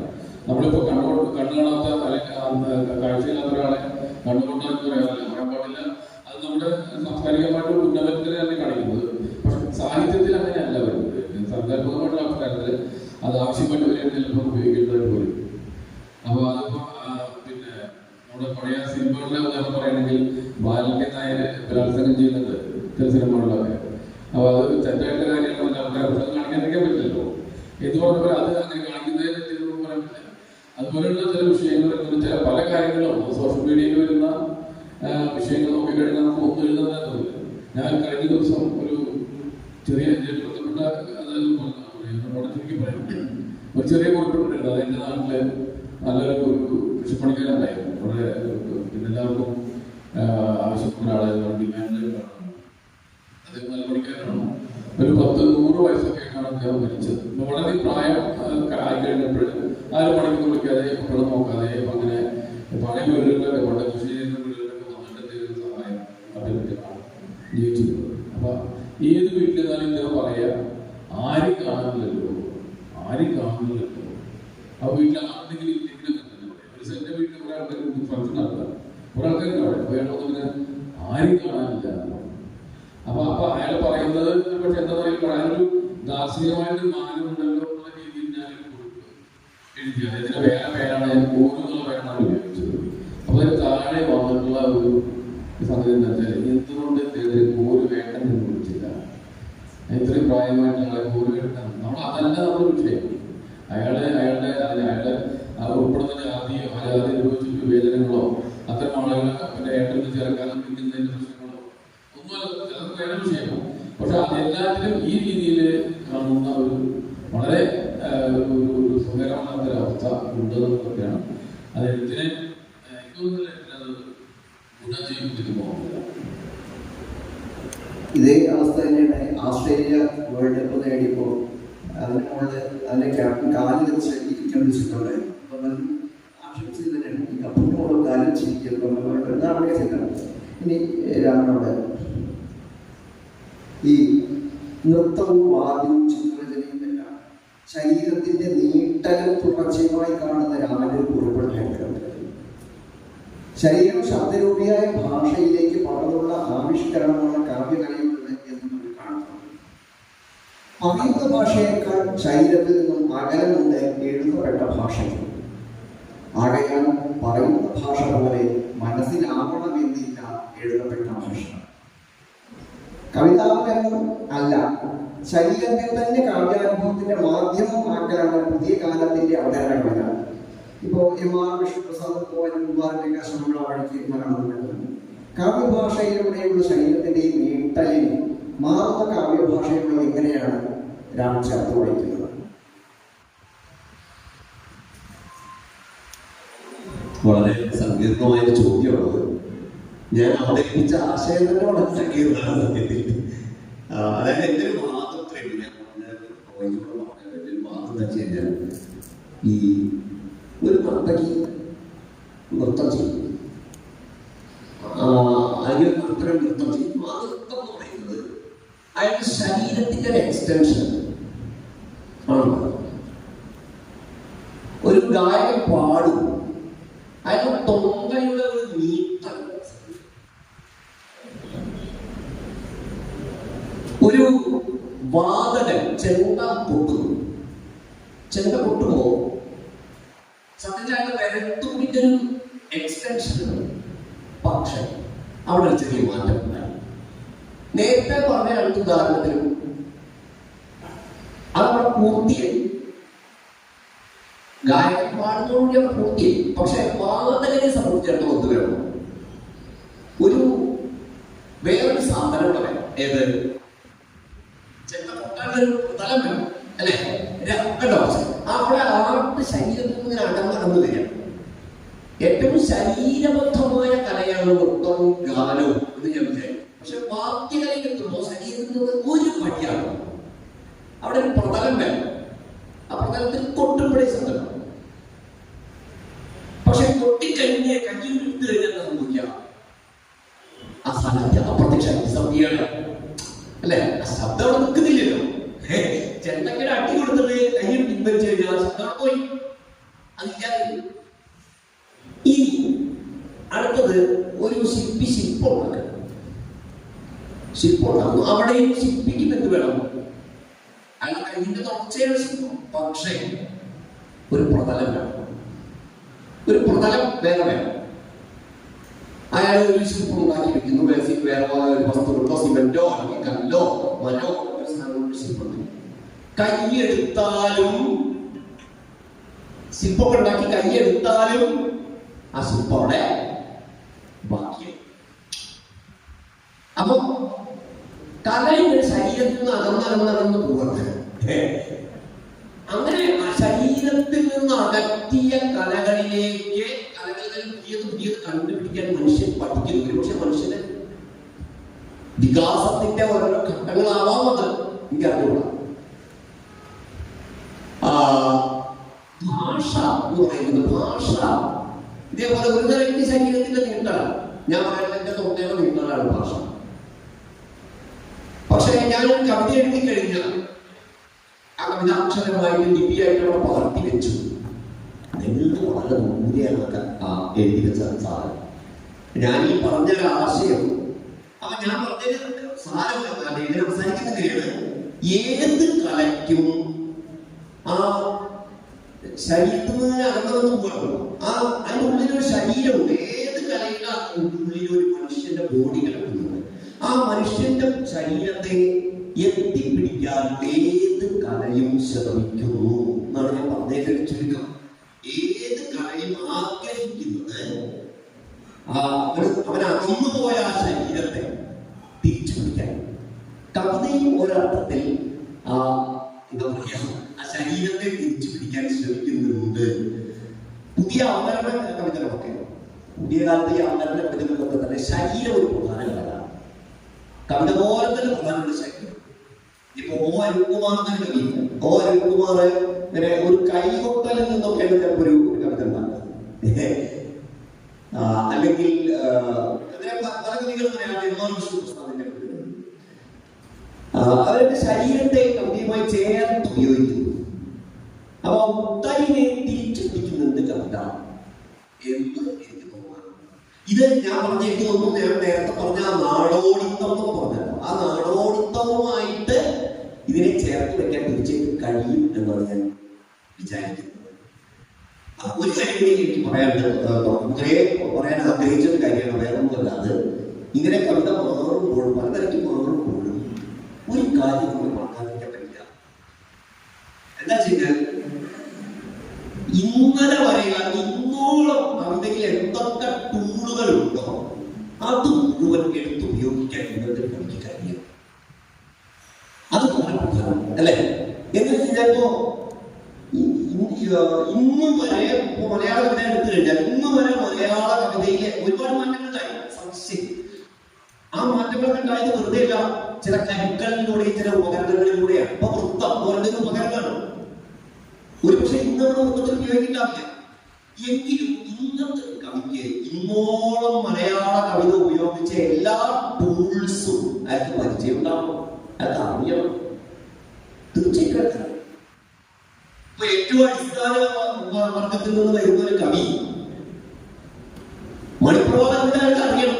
മണിപ്രവാള കവിതയുടെ ടൂൾ എടുത്ത് ഉപയോഗിക്കാൻ കഴിയണം. അത് മണിപ്രവാള കവിതയുള്ള കവിതയല്ല, ഒരു ടൂളാണിത്. കാരണം മുമ്പുണ്ടായ കവിത, ഇന്നലത്തെ കവിത നമ്മുടെ പൊതുസ്വത്താണ്. ഇന്നലത്തെ കവിത നമ്മുടെ പൊതുസ്വത്താണ്. മണിപ്രവാള കവിത എന്ന് പറയുന്നത് ദളിതന്റെയും പൊതുസ്വത്താണ്. നാടോടി കവിത എന്ന് പറയുന്നത് സവർണന്റെയും പൊതുസ്വത്താണ്. ഇന്ന് വരെയുള്ള കവിത എന്ന് പറയുന്നത് നമ്മുടെ പൊതുസ്വത്താണത്. ആട്ടക്കഥ നമ്പൂതിരി നായരുടെ മാത്രം സ്വന്തമാണോ? ഒരിക്കലല്ല, എല്ലാ മനുഷ്യരുടെയും സ്വന്തം അല്ലെ? എല്ലാവരുടെയും സ്വന്തം. മാപ്പിളപ്പാട്ട് മുസ്ലിമിന്റെ മാത്രം സ്വത്താണ് അല്ല, നമ്മുടെ ഒക്കെ സ്വത്താണ്. അപ്പൊ ഇന്ന് എഴുതുന്ന ഒരു കവി ഇന്ന് വരെ മലയാള കവിതയിൽ ഉണ്ടായിട്ടുള്ള എല്ലാ ടൂൾസും അയാൾക്ക് കയ്യിൽ എടുത്തുപയോഗിക്കാൻ ആവശ്യത്തിന് എടുത്തുപയോഗിക്കാൻ അത് ഞാൻ ഈ പറഞ്ഞ പുതിയ കാലത്തിന്റെ നാടോടിത്തത്തിൽ അതൊരു ആവശ്യം. ശരിയാണ്. ഈ കവിതയുടെ നാടോടിത്തം പിന്നെ അത് തുടക്കത്തിൽ നമ്മൾ തുടക്കത്തിൽ സൂചിപ്പിച്ചല്ലോ, അനുഭവത്തിന്റെ ഭാഷാപരമായ ആവിഷ്കാരമായ കവിത എന്ന് പറഞ്ഞാൽ ഞാനിപ്പോ നിർത്തിയാണല്ലോ. അത് മുന്നോട്ട് വയ്ക്കുന്നൊരു പ്രശ്നമുണ്ട്. ആ പ്രശ്നത്തെ കൂടി ഞാൻ അവതരിപ്പിച്ച് ഇത് കണക്കൂടിയാന്ന് വിചാരിക്കുകയാണ്. അതാണ് ഞാൻ ആദ്യം പറഞ്ഞൊരു ട്രാപ്പ് ഉള്ളത്. അപ്പൊ അത് കഴിഞ്ഞ് കാണികൾക്ക് ചോദിക്കാം. അതിനെപ്പറ്റി രാവിലെ എന്തെങ്കിലും ഗണിച്ച് പറയുകയാണെങ്കിൽ പറയുകയും ചെയ്യും. നമ്മൾ ഈ അർത്ഥത്തെയും മറികടന്ന് പോവുക എന്ന ഓരോ വാക്കും കാവ്യഭാഷയിൽ നേരിടുന്ന വെല്ലുവിളിയാണ് എന്ന് നമുക്ക് കേൾക്കാം. വേറെ തരത്തിൽ അർത്ഥഭാരം കൊണ്ട് പരിമിതപ്പെട്ടതാണ് ഓരോ വാക്കും എന്ന് വേണമെങ്കിൽ പറയാം. മുൻ ചോദ്യത്തിൽ നിന്നും ശരീരത്തിന്റെ നീട്ടൽ നൃത്തത്തെയും വാദ്യചിത്രകലകളെയും സ്വാധീനിക്കുന്ന വഴി വ്യക്തമാണ്. മുല്ല ചോദ്യത്തിൽ കാവ്യാലാപനങ്ങൾ വഴിയും അവതരണ കവിതകൾ വഴിയും സംഗീതത്തിന്റെയും നൃത്തം അടക്കമുള്ള ശാരീരിക ചലനങ്ങളുടെയും സാധ്യതകളെ കവിത നടേ പറഞ്ഞ പരിഗണനകളെ മറികടക്കാൻ ഉപയോഗപ്പെടുത്തുന്നില്ലേ? അതെ, നേരത്തെ പറഞ്ഞ വാക്കിന്റെ ഈ പരിമിതി, അർത്ഥപരിമിതി, അർത്ഥം കൊണ്ട് കുനിഞ്ഞ വാക്കിന്റെ ശിരസ്, അതേസമയം തന്നെ ശരീരത്തിന്റെ നീട്ടൽ നൃത്തത്തെയും വാദ്യചിത്രകലകളെയും സ്വാധീനിക്കുന്ന വഴി, ഇതിനെ നമ്മൾ മറികടക്കുന്നത്. ഇപ്പോ രാജീവ് ഭാഷ കവിത എഴുതി കാലകാലം രൂപനുണ്ട്. അപ്പോ ആലാപനം വഴി ഇതിനെ മറികടക്കാൻ ആവശ്യമാണ്. അപ്പോൾ മാതൃകയിൽ ഒരു QR കോഡ് വെച്ച് സ്കാൻ ചെയ്യുന്ന കാലമാണ്. അപ്പൊ ആലാപനം വഴി അതിനെ മറികടക്കാൻ ശ്രമിക്കുന്നുണ്ട്. പിന്നെ സംഗീതം, അതാണ് ആ വഴി സംഗീതം. ഈ നൃത്തം അടക്കമുള്ള ശാരീരിക ചലനങ്ങളുടെ സാധ്യതകളെ കവിത നടപടി പരിഗണന മറികടക്കാൻ ഉപയോഗിക്കുന്നത് അല്ലെ? അപ്പൊ ഇങ്ങനെ വരുമ്പോ ഇത് മാറിത്തീരുന്ന കാവ്യഭാഷ നമുക്ക് സംശയിക്കാവുന്ന സാഹചര്യമാണ് അല്ലെ? അപ്പൊ നമ്മൾ ഈ ഇരിക്കുന്ന വാഴയുടെ കുജുവായ എന്ന മഹാകഥകളി നടന്റെ പേരിലുള്ളതാണ്. അദ്ദേഹത്തിന് വിമുഖക്കാരായ കോട്ടയ്ക്കൽ ശിവരാമൻ ഈ മണ്ണിൽ ചവിട്ടി നടന്നവരാണ്. നളചരിതത്തിലെ 3-ാം ദിവസത്തിന്റെ ബാഹുകൻ പച്ചവേഷത്തിൽ വാചിക പ്രധാനമായ പദം കഴിഞ്ഞുള്ള മനോസമൂഹത്തിലൂടെയും ഇളകിയാട്ടത്തിലൂടെയും മാവിലെ ആശയത്തിന്റെ പുതിയ ആകാശങ്ങളിലേക്ക് ആസ്വാദക മനസ്സുകളെ പാർത്തി വിട്ടിട്ടുണ്ടാവുക. ഇപ്പൊ മധു മാസ്റ്ററുടെ ഒരു വിവർത്തനം ചെയ്തൊരു നാടകമാണ് മൂകനർത്തകൻ. അതിലെങ്ങനെ വെച്ചാൽ അതുല്യനായൊരു നടൻ അദ്ദേഹത്തിന്റെ അഭിനയത്തിന്റെ പൂർണ്ണതയ്ക്ക് വേണ്ടി ഈ സാധാരണ വാചികം വരുമ്പോൾ അത് ശരീരമുള്ള മാധ്യമം എന്ന് പറയുന്നത് നടന്റെ പ്രാഥമിക മാധ്യമം ശരീരമാണ്. വാചികം വരുമ്പോൾ അതിന് പ്രാധാന്യം കുറച്ച് കുറയണം. അപ്പോൾ ശരീരത്തെ ഒരു മാധ്യമമായി ഉപയോഗപ്പെടുത്തുമ്പോൾ അത് പരമാവധി പരിപൂർണതയിൽ ഉപയോഗിക്കാൻ വേണ്ടി ഒരു മൂകനായ ആളാണ് ആലോചിക്കുക. അത് ഭാഷയിൽ മൂകൻ ഭാഷയിൽ. അപ്പൊ അയാൾക്ക് എന്ത് വേണം? ആ ഭാഷയിൽ കൂടി പ്രകാശിപ്പിക്കേണ്ട കാര്യങ്ങൾ കൂടി ശരീരം കൊണ്ട് പ്രകാശിപ്പിക്കണം. അപ്പൊ ശരീരത്തിന്റെ സാധ്യതകൾ കൂടെ ഉപയോഗിച്ചേ പറ്റും. അങ്ങനെ ഭാഷ കൊണ്ട് പ്രകാശിപ്പിക്കപ്പെടേണ്ടതിനെ കൂടി ശരീരം കൊണ്ട് പ്രകാശിപ്പിക്കാൻ അതിനപ്പുറം വേണ്ടി അഭിനയത്തിന്റെ പൂർണ്ണതയ്ക്ക് വേണ്ടി ശരീരം പരമാവധി ആ മീഡിയത്തിന്റെ സാധ്യത ഉപയോഗിക്കാൻ വേണ്ടി അദ്ദേഹം സ്വന്തം നാവിനെ കടിച്ച് മുറിച്ച് കളയുകയാണ്. എന്നിട്ട് അദ്ദേഹം നൃത്തമാണ്. അപ്പൊ അദ്ദേഹം കരുതുന്നത് നാവ് നഷ്ടപ്പെട്ട മൊഴി നഷ്ടപ്പെട്ട എനിക്ക് എന്റെ ബോഡി, എന്റെ ശരീരം കൂടുതൽ തീവ്രമായി ഉപയോഗിക്കേണ്ടി വരും എന്ന ചിന്തയിലാണ് ഉണ്ടാവുന്നത്. അപ്പൊ നേരത്തെ ഞാൻ പറഞ്ഞ ഒരു കവിത അതിന്റെ ഈ അർത്ഥഭാരം കൊണ്ട് കനപ്പെട്ട ഈ വാക്കുകളെ മറികടക്കാൻ ഈ പറഞ്ഞ ശരീരത്തിന്റെ അവതരണ കവിതയാണെങ്കിൽ ശരീരത്തിന്റെ ചലനങ്ങൾ ഉപയോഗിക്കുന്നു, ആലാപനത്തിൽ സംഗീതത്തെ ഉപയോഗിക്കുന്നു, ഇതിന്റെ ഉപയോഗിക്കുന്നുണ്ട്. ഇത് കാവ്യഭാഷയുടെ ഒരു പരിമിതി കൂടിയാണെന്ന് നമ്മൾ അംഗീകരിക്കേണ്ടി വരികയാണ്. ഇത് ലഘുവായിട്ട് പറയണം.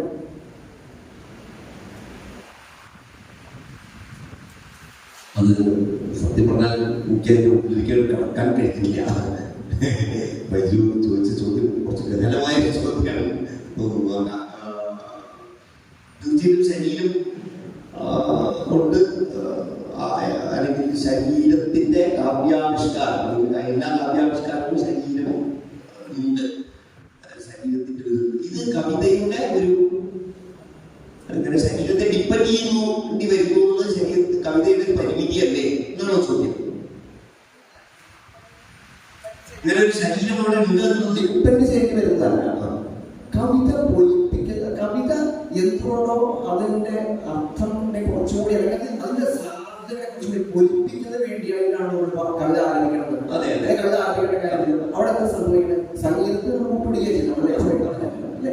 അതുപോലെ അവതരണത്തിലേക്ക് നമ്മുടെ അവതരണ കവിതയിലേക്ക് കടക്കാനുള്ള അവിടെ ശരീരം എന്ന മാധ്യമം, അതിന്റെ ചലനങ്ങൾ, നൃത്തം അതിനെ ഉപയോഗപ്പെടുത്തണം. അപ്പൊ വാക്കിന്റെ അർത്ഥതലങ്ങളെ കൊണ്ട് പരിമിതപ്പെട്ട കാവ്യ ഭാഷയെ കുറച്ചുകൂടി മുന്നോട്ട് നയിക്കാനല്ലേ ഇത്തരം ഇത് നമ്മൾ ഉപയോഗിക്കുന്നുണ്ടെങ്കിൽ അങ്ങനെ അർത്ഥത്തെ നീട്ടിയെടുക്കാനാണ്. കാവ്യഭാഷ പരിമിതി കൂടിയാണ് അല്ലെ? ഭാഷയുടെ പരിമിതി അല്ലെങ്കിൽ ഭാഷയുടെ പരിമിതിയാണ്. കാവ്യഭാഷ എന്ന് പറയണ്ട, പൊതുവെ മാനവ ഭാഷയുടെ പരിമിതിയാണ് പറയുന്നത്. കാവ്യഭാഷ എന്ന് പറഞ്ഞിട്ട് പ്രയാസം കവികൾക്ക് വേണ്ട, പൊതുവെ മാനവ ഭാഷയുടെ പരിമിതിയാണ് പറയുന്നത്. ഇനി ഒരു കുറച്ച് വളരെ പെട്ടെന്ന് പറയാം. ഇപ്പൊ നേരത്തെ ബൈജേട്ടൻ പറഞ്ഞ കാര്യം തന്നെയാണ്. അതായത് ഇപ്പം ഭാഷയുടെ പരിമിതിയാണെന്ന് ചോദിച്ചില്ലേ, ഭാഷയുടെ പരിമിതിയാണ് എന്ന് ഞാൻ അങ്ങനെ പൂർണ്ണമായിട്ട് വിശ്വസിക്കുന്നില്ല. കാരണം ഇതിനെ നമ്മൾ ഏകമുഖമായിട്ട് കാണുമ്പോഴാണ് ഇതിന്റെ പരിമിതി എന്നൊക്കെയുള്ള നിലയ്ക്ക് നമ്മൾക്ക് പോകേണ്ടി വരും. കവിതയ്ക്ക് നേരത്തെ പറഞ്ഞ പോലെ 2 തരം പ്രവർത്തനങ്ങൾ തീർച്ചയായിട്ടും ഉണ്ട്. ഒന്ന് അതൊരു സോഷ്യൽ ഫോം എന്നുള്ള നിലയ്ക്കാണ്. അപ്പോഴാണ് അത് പെർഫോമൻസ് ആവുന്നത്. അപ്പോഴാണ് അതിന് ശബ്ദം വേണ്ടത്, ശരീരം വേണ്ടത്, അതിനൊരു ശരീരത്തിന്റെ കൂടെ എക്സ്പ്രഷൻ ആകും. അതേസമയം കവിത ഭാഷ എന്ന് പറയുന്നത് മസ്തിഷ്കത്തിന്റെ എക്സ്പ്രഷൻ ആണെങ്കിൽ അതിന് ഈ പറഞ്ഞ ഒരു വാക്യരൂപങ്ങളും ഇല്ലാണ്ട് നമുക്ക് നിലനിൽക്കാൻ പറ്റും. ആ സമയത്ത് നമ്മുടെ ഭാവനയ്ക്ക് എത്രത്തോളം കഴിവുണ്ടോ അത്രത്തോളം ഇതിലേക്ക് പോകാനുള്ള സാധ്യതയുണ്ട്. അപ്പൊ അങ്ങനെ അതിനൊരു പരിമിതിയായിട്ട് കണക്കാക്കാൻ പറ്റില്ല എന്നാണ് അങ്ങനെയാണ് ഞാൻ അതിനെ വിചാരിക്കുന്നത്. അല്ല, കവിതയ്ക്ക് വരെ നിലനിൽക്കാൻ പറ്റില്ല എന്ന് ഞാൻ പറഞ്ഞിട്ടില്ല. പക്ഷെ ഇന്ന് കവിത നിലനിൽക്കാൻ ശ്രമിക്കുന്നത് അങ്ങനെ എല്ലാവരോടും പറയുന്നത് കവിത അങ്ങനെ കൂടി നിലനിൽക്കാൻ ശ്രമിക്കുന്നു. അത് പല പല സാധ്യതകൾ ഉപയോഗിക്കുമ്പോഴാണ്. കാരണം എന്താണെന്നറിയോ, നമ്മളിപ്പോഴും പല പരീക്ഷണങ്ങളിലൂടെയല്ലേ പോണത്. നമ്മുടെ ഭാഷ നാളെ എവിടെയായിരിക്കും, നമ്മുടെ കവിത എവിടെയായിരിക്കും എന്നതിനെ കുറിച്ച് നമുക്ക് കുറെ സ്വപ്നങ്ങളുണ്ടായിരിക്കും, അല്ലെങ്കിൽ കുറെ പ്രതീക്ഷകളുണ്ടായിരിക്കും. ഇപ്പൊ നേരത്തെ മാഷ് പറഞ്ഞ പോലെ ലോകത്തുണ്ടാകുന്ന പല മാറ്റങ്ങളും നമ്മളെ സ്വാധീനിക്കുന്നുണ്ട്. അപ്പം ഇപ്പൊ ചിത്ര കവിതകള്, ഇപ്പൊ ഡോണയുടെ ഒക്കെ കവിതകള്, ഇമേജസ് എനിക്ക് ചിലപ്പോൾ മനസ്സിലാവില്ല. പക്ഷെ അതിനകത്തൊരു കവിത ഉണ്ട് എന്ന് മാത്രം മനസ്സിലാവും. അത് എന്താ ഉദ്ദേശിച്ചത് ചിലപ്പോൾ നമുക്ക് മനസ്സിലാവും. അപ്പോ അതിനർത്ഥം നമുക്ക് പുതിയ പുതിയ സാധ്യതകൾ വേണം തന്നെയാണ്. പക്ഷെ ആ കവിത എവിടെ പ്രസക്തമാണെന്ന് വെച്ചാല് ഒരു വാക്കുമില്ലെങ്കിലും നമ്മുടെ മനസ്സിന് എത്രത്തോളം അതിനെ കൊണ്ടുപോകാൻ പറ്റുമോ അതില് പ്രസക്തി ഉണ്ട്. അപ്പൊ ഭാഷ എന്ന് പറയുന്നത് ഒരു മാനസികാനുഭവമാണ് എന്നുള്ള നിലയ്ക്ക് നമ്മൾ കണക്കാക്കുകയാണെങ്കിൽ അതൊരു പരിമിതി അല്ല എന്നാണ് ഞാൻ വിചാരിക്കുന്നത്.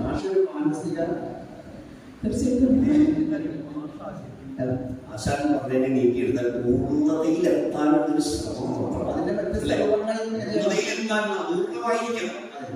പക്ഷെ പൂർണ്ണതയിലെത്താനുള്ളൊരു ശ്രമം മാത്രമാണ് അല്ലെ? ഒരു ശ്രമം എനിക്ക് പോലും തോന്നാറുള്ളത് ഈ നല്ല കവികളൊക്കെ വായിക്കുമ്പോൾ ഇരുട്ടിൽ നിന്ന് എന്തോ വാരിയെടുക്കുന്നത് പോലെ അവർക്ക് തന്നെ വ്യക്തമല്ലാത്ത കാര്യം അവർ എഴുതുന്നത്.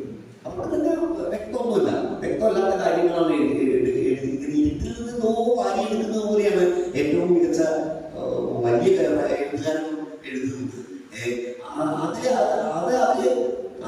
അവർക്ക് തന്നെ വ്യക്തമല്ലാത്ത കാര്യങ്ങൾ എഴുതുമ്പോൾ തീർച്ചയായിട്ടും ഭാഷയിൽ പല വ്യക്തതകളുണ്ടാവും, പല വ്യക്തതകളും ഭാഷയിലുണ്ടാവും.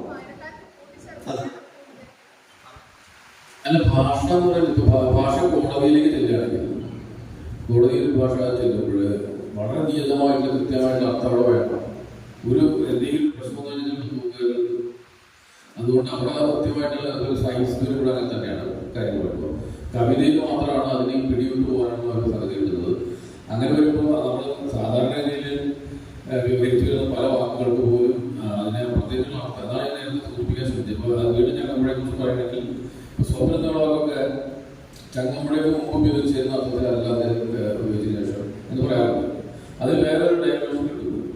അങ്ങനെ പല വാക്കുകൾക്ക് തന്നെ ഭാഷയിലെ കവിതയിൽ ഭാഷയിൽ വരുമ്പോൾ അതിന് നിയതാർത്ഥങ്ങളിലൊക്കെ വിട്ടുകൊണ്ട് പുതിയ അർത്ഥം ഡൈമെൻഷൻസ് വരുന്നുണ്ട് എന്നുള്ളതാണ് ഒരു സംഗതി.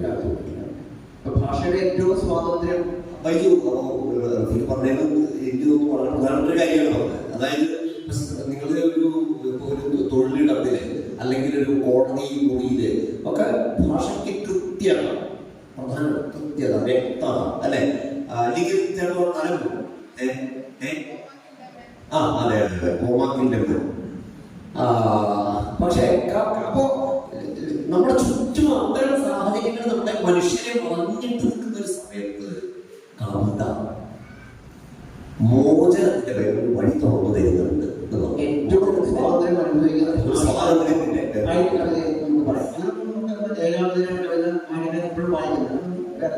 ഇനി ഏറെക്കുറെ കാവ്യഭാഷയുടെ വ്യത്യസ്ത വഴികളിലൂടെ നമ്മൾ സഞ്ചരിച്ചു പോകുന്നു.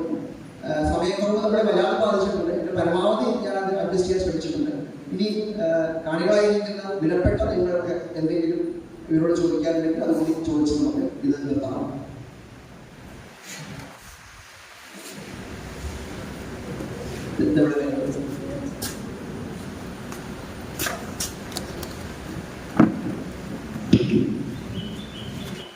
ചോദ്യമല്ല, അവസാനം വന്ന തർക്ക വിഷയമാണ് അത്. അതിനു മുമ്പ് ടീച്ചർ വളരെ വ്യക്തമായിട്ട് പറഞ്ഞിട്ടുണ്ട്.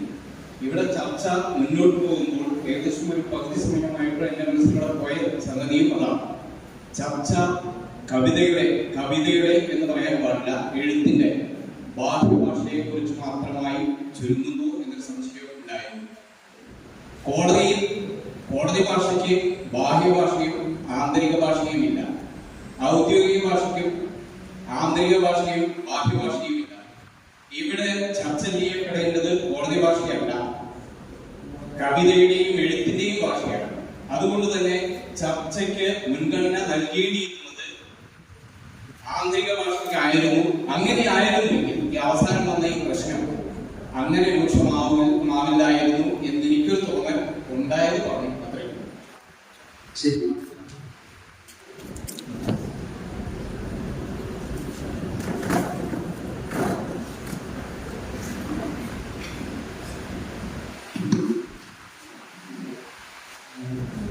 രാമനിവിടെ സംസാരിച്ചതിനോടാണ് അഭിപ്രായമുള്ളത്.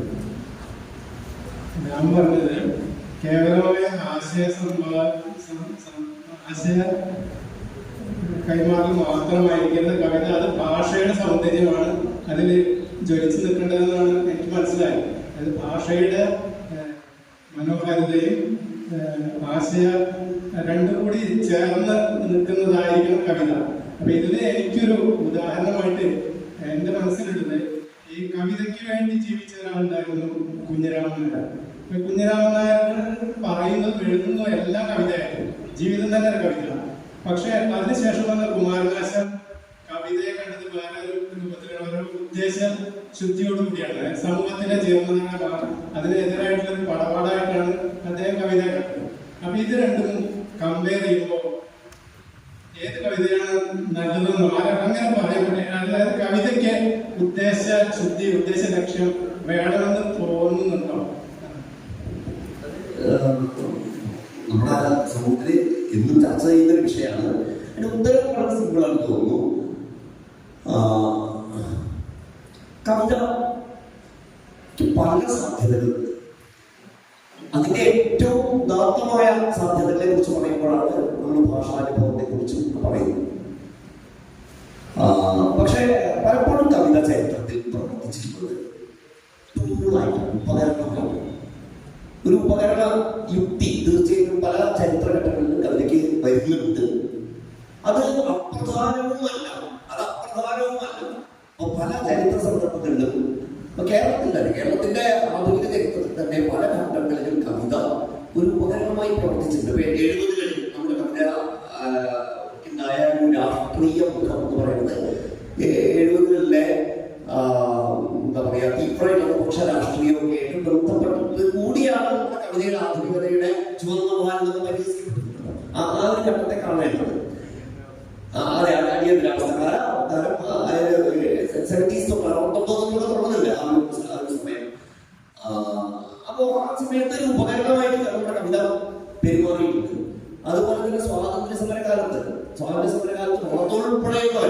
കവിതയെ ഒരു ഉപകരണമാക്കിയിട്ടുണ്ട്. അങ്ങനെ ഉപകരണമാക്കേണ്ടതില്ല എന്ന് പറഞ്ഞ ആളാണ് സ്വാതന്ത്ര്യ സമരകാലത്ത് ആ നിലയ്ക്ക് ഒരു ഉപകരണമാക്കേണ്ടതില്ല എന്ന് പറഞ്ഞ ആളാണ് കുമാരനാശാൻ. എന്തിനും ഭാരതം തന്നെ അറിയുന്നു എന്ന് പറഞ്ഞ അദ്ദേഹം പിന്നോക്കം ചെയ്തു. പക്ഷെ അദ്ദേഹവും ചില ആവശ്യങ്ങൾക്ക് വേണ്ടി കവിതയെ വേറെ നിലയ്ക്ക് ഉപകരണമാക്കിയിട്ടുണ്ട്. ചണ്ടാട് കൃഷിക്ക് പോലെയോ അല്ലെങ്കിൽ ദുരവസ്ഥ പോലെയോ ഉള്ള കവിതകൾ എഴുതുമ്പോൾ അദ്ദേഹം വലിയൊരു ഉപകരണമാക്കി കാണുന്നുണ്ട്. അപ്പൊ കവിത പല ചരിത്രകൂടിയാണ് അങ്ങനെ പേജ് വരും എന്ന് വെച്ചാൽ അതാണോ ഗംഭീരമായ കവിത ചോദിച്ചു കഴിഞ്ഞാൽ ആധുനിക കാലത്തെ പല ഇംഗ്ലീഷ് വിദ്യാഭ്യാസം ഇതിന്റെ എന്താ പറയാ അല്ലെങ്കിൽ ഭാരത സംസ്കാരം ഇല്ലാതെ പോലെയുള്ള കവിതകൾ അദ്ദേഹം ടൂളായി ഉപയോഗിക്കുന്നുണ്ട് കവിതയെ. അപ്പോ കവിതയെ ടൂളായി ഉപയോഗിക്കാം. പക്ഷെ ടൂൾ മാത്രമല്ല കവിത. നമുക്ക് പ്രശ്നം വരുന്നത് ചിലർ പറയുന്നു കവിത മൊത്തത്തിൽ ഈ ഉപകരണയോടെ കവിതയെ സമീപിക്കണം എന്ന് ചിലർ പറയുന്നത്. അത് പറയുമ്പോഴാണ് നമുക്ക് വിയോജിപ്പ് വരുന്നത്. കവിത എല്ലായ്പ്പോഴും ഒരു ഉപകരണത്തിൽ പെരുമാറാൻ കഴിയുമോ അല്ല, അതിനപ്പുറത്തേക്ക് കവിതയ്ക്ക് വലിയ സാധ്യതകൾ ഏറെ ഉണ്ട് എന്ന് മാത്രം. അപ്പോഴാണ് മുദ്രാവാക്യ കവിത ഏറ്റവും ഭയങ്കരമായ കൈ പൊളിച്ചതായിട്ട് കാണുന്നത്. അദ്ദേഹം പറയുന്നത് ഏറ്റവും ഭയങ്കരമായ കൈ പൊളിച്ചിരുന്നു പറയുന്നില്ല. നമസ്കാരം. നേരത്തെ രാമമാഷ് പറഞ്ഞതിന്റെ ഒരു എക്സ്റ്റൻഷൻ ആയിട്ട് ചോദ്യമാണ്. മാഷ് പറഞ്ഞു ഇതുവരെ മലയാള ഭാഷയിൽ ഉണ്ടായിരുന്ന എല്ലാ മീഡിയത്തിനെയും നമ്മൾ ഉപയോഗിക്കണം, എല്ലാ ടൂളുകളെയും നമ്മൾ ഉപയോഗിക്കണം എന്ന് പറഞ്ഞു. അതൊരു മനുഷ്യനെ എത്രത്തോളം സാധിക്കും എന്നതിനെ എനിക്ക് സംശയമുണ്ട്. പക്ഷെ ഞാൻ അതെല്ലാം കൂടി ഉപയോഗിച്ചുകൊണ്ട് ഒരു സോഫ്റ്റ്വെയർ ഡെവലപ്പ് ചെയ്യണം, ഒരു ആർട്ടിഫിഷ്യൽ ഇന്റലിജൻസ് സോഫ്റ്റ്വെയർ ഡെവലപ്പ് ചെയ്യണം. എന്നിട്ട് ഞാൻ അതിന് എന്റെ ഉള്ളിലുള്ള ആശയം കവിതയായി പുറത്തു വരേണ്ട എന്റെ ഉള്ളിലുള്ള അനുഭവം അല്ലെങ്കിൽ ആശയം അത് പറഞ്ഞു കൊടുക്കുകയാണ്. എന്നിട്ട് എനിക്ക് സെലക്ട് ചെയ്യാൻ ഇത്ര ശതമാനം എനിക്ക് അതിന്റെ കുഞ്ഞിരാമൻ നായരുടെ സ്റ്റൈൽ വേണം, ഇത്ര ശതമാനം എനിക്ക് റഫീഖ് അഹമ്മദിന്റെ സ്റ്റൈൽ വേണം എന്ന് പറഞ്ഞുകൊണ്ട് ഞാൻ അതിന് ഒരു മാർഗനിർദ്ദേശം കൊടുത്ത് ഒരു പ്രിന്റ് ഔട്ട് പുറത്താക്കി ഒരു ഔട്ട്പുട്ട് എനിക്ക് കിട്ടുകയാണ്. ഇങ്ങനെ ഒരു കാലഘട്ടം ആണ് ഇപ്പോൾ നടന്നുകൊണ്ടിരിക്കുന്നത് എന്ന് ഞാൻ മനസ്സിലാക്കുന്നു. അങ്ങനെ ഒരു കാലഘട്ടത്തിൽ ഈ ഒരു ചർച്ചയുടെ വിഷയത്തിനെ എത്രത്തോളം ആ ഒരു കാലഘട്ടം വെല്ലുവിളിക്കുന്നുണ്ട്. ഈ താങ്കളുടെ മലയാള കാവ്യ ചരിത്രത്തിന്റെ ഒരു അവസാന കണ്ണികളായി മാറിപ്പോകുമെന്ന് എപ്പോഴെങ്കിലൊക്കെ വിഗമ സാറിനാണെങ്കിലും രാമൻ സാറിനാണെങ്കിലും ടീച്ചർക്കാണെങ്കിലും എപ്പോഴെങ്കിലും അങ്ങനെ ഭയം തോന്നിയിട്ടുണ്ടോ? ഈ ഒരു വിഷയത്തിൽ എങ്ങനെയാണ് കാഴ്ചപ്പാടുക? ഈ മനുഷ്യന്റെ ഭാവന എന്ന് പറയുന്നത് നമ്മൾ നിയന്ത്രണത്തിലല്ല. തീർച്ചയായും ഇപ്പോ ഞാൻ ചെറിയ കവിത ചൊല്ലി അത് പെട്ടെന്ന് പറയുന്നത് വീണപൂ നമ്മൾ വായിച്ചിട്ടുണ്ടോ? വീണപൂവിനെ കുറിച്ച് 3ാം ക്ലാസ്സിലേക്ക് എഴുതിയ കവിത ഞാൻ വായിക്കും. ഇതെവിടെ വിഷയം വീണപൂവാണ്. 3 വരി എഴുതി 3ാം ക്ലാസ് എഴുതി. കുട്ടി പൂ പറിച്ച് മുടിയിൽ ചൊല്ലി. കുട്ടിയുടെ മുടിയിലിരുന്ന പൂവിനെ ഇക്കിളിയാണ്.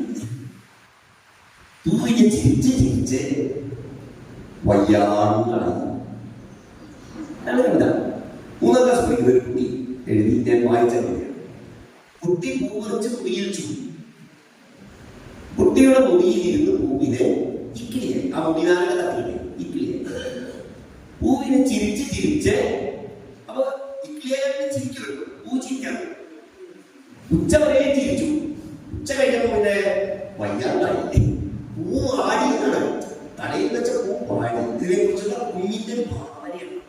ആ ഭാവന അചുംബിതമാണ്. ഞാൻ വിചാരിക്കുന്നില്ല അങ്ങനെ ഒരു അചുംബിതമായ ഒരു ഭാവന എത്തിപ്പിടിക്കാൻ ഒരു കൃത്രിമ സംവിധാനത്തിന് കഴിയും. നമുക്ക് വേണമെങ്കിൽ ഈ പറഞ്ഞ പോലെ ബാഹ്യഭാഷയെ ഉണ്ടാക്കാൻ പറ്റും.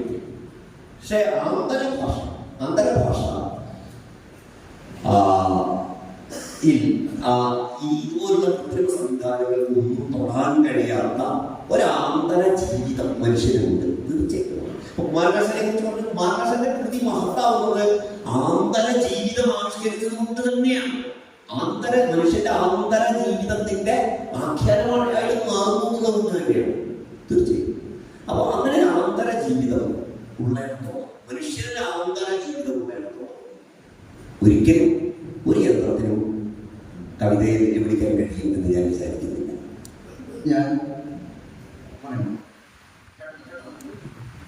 പറഞ്ഞ കാര്യത്തെ കുറിച്ചാണ് ഞാൻ എപ്പോഴും ആലോചിക്കുന്ന ഒരു കാര്യമാണ്. ഈ യന്ത്രം അല്ലെങ്കിൽ ആർട്ടിഫിഷ്യൽ ഇന്റലിജൻസ് എങ്ങനെയാണ് കവിതയെ സ്വാധീനിക്കുക. ഞാൻ ഇവിടെ അവസരം പറയണമെന്ന് വിചാരിച്ചിരുന്ന ഒരു കാര്യം തന്നെയാണ്. എത്രയേ ഉള്ളൂ. അപ്പൊ നേരത്തെ പറഞ്ഞില്ലേ, ഈ പറഞ്ഞ ഇത്ര ശതമാനം ഇന്നാള് എന്നൊക്കെ പറഞ്ഞാൽ ചിലപ്പോൾ അതിനുണ്ടാക്കാൻ പറ്റും.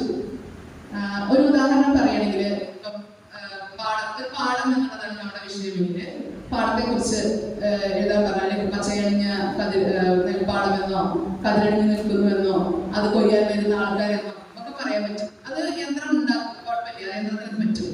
പക്ഷേ എന്താ പറയാ, കലികൊയ്ത്തിന്റെ തുടക്കത്തിലെ വരും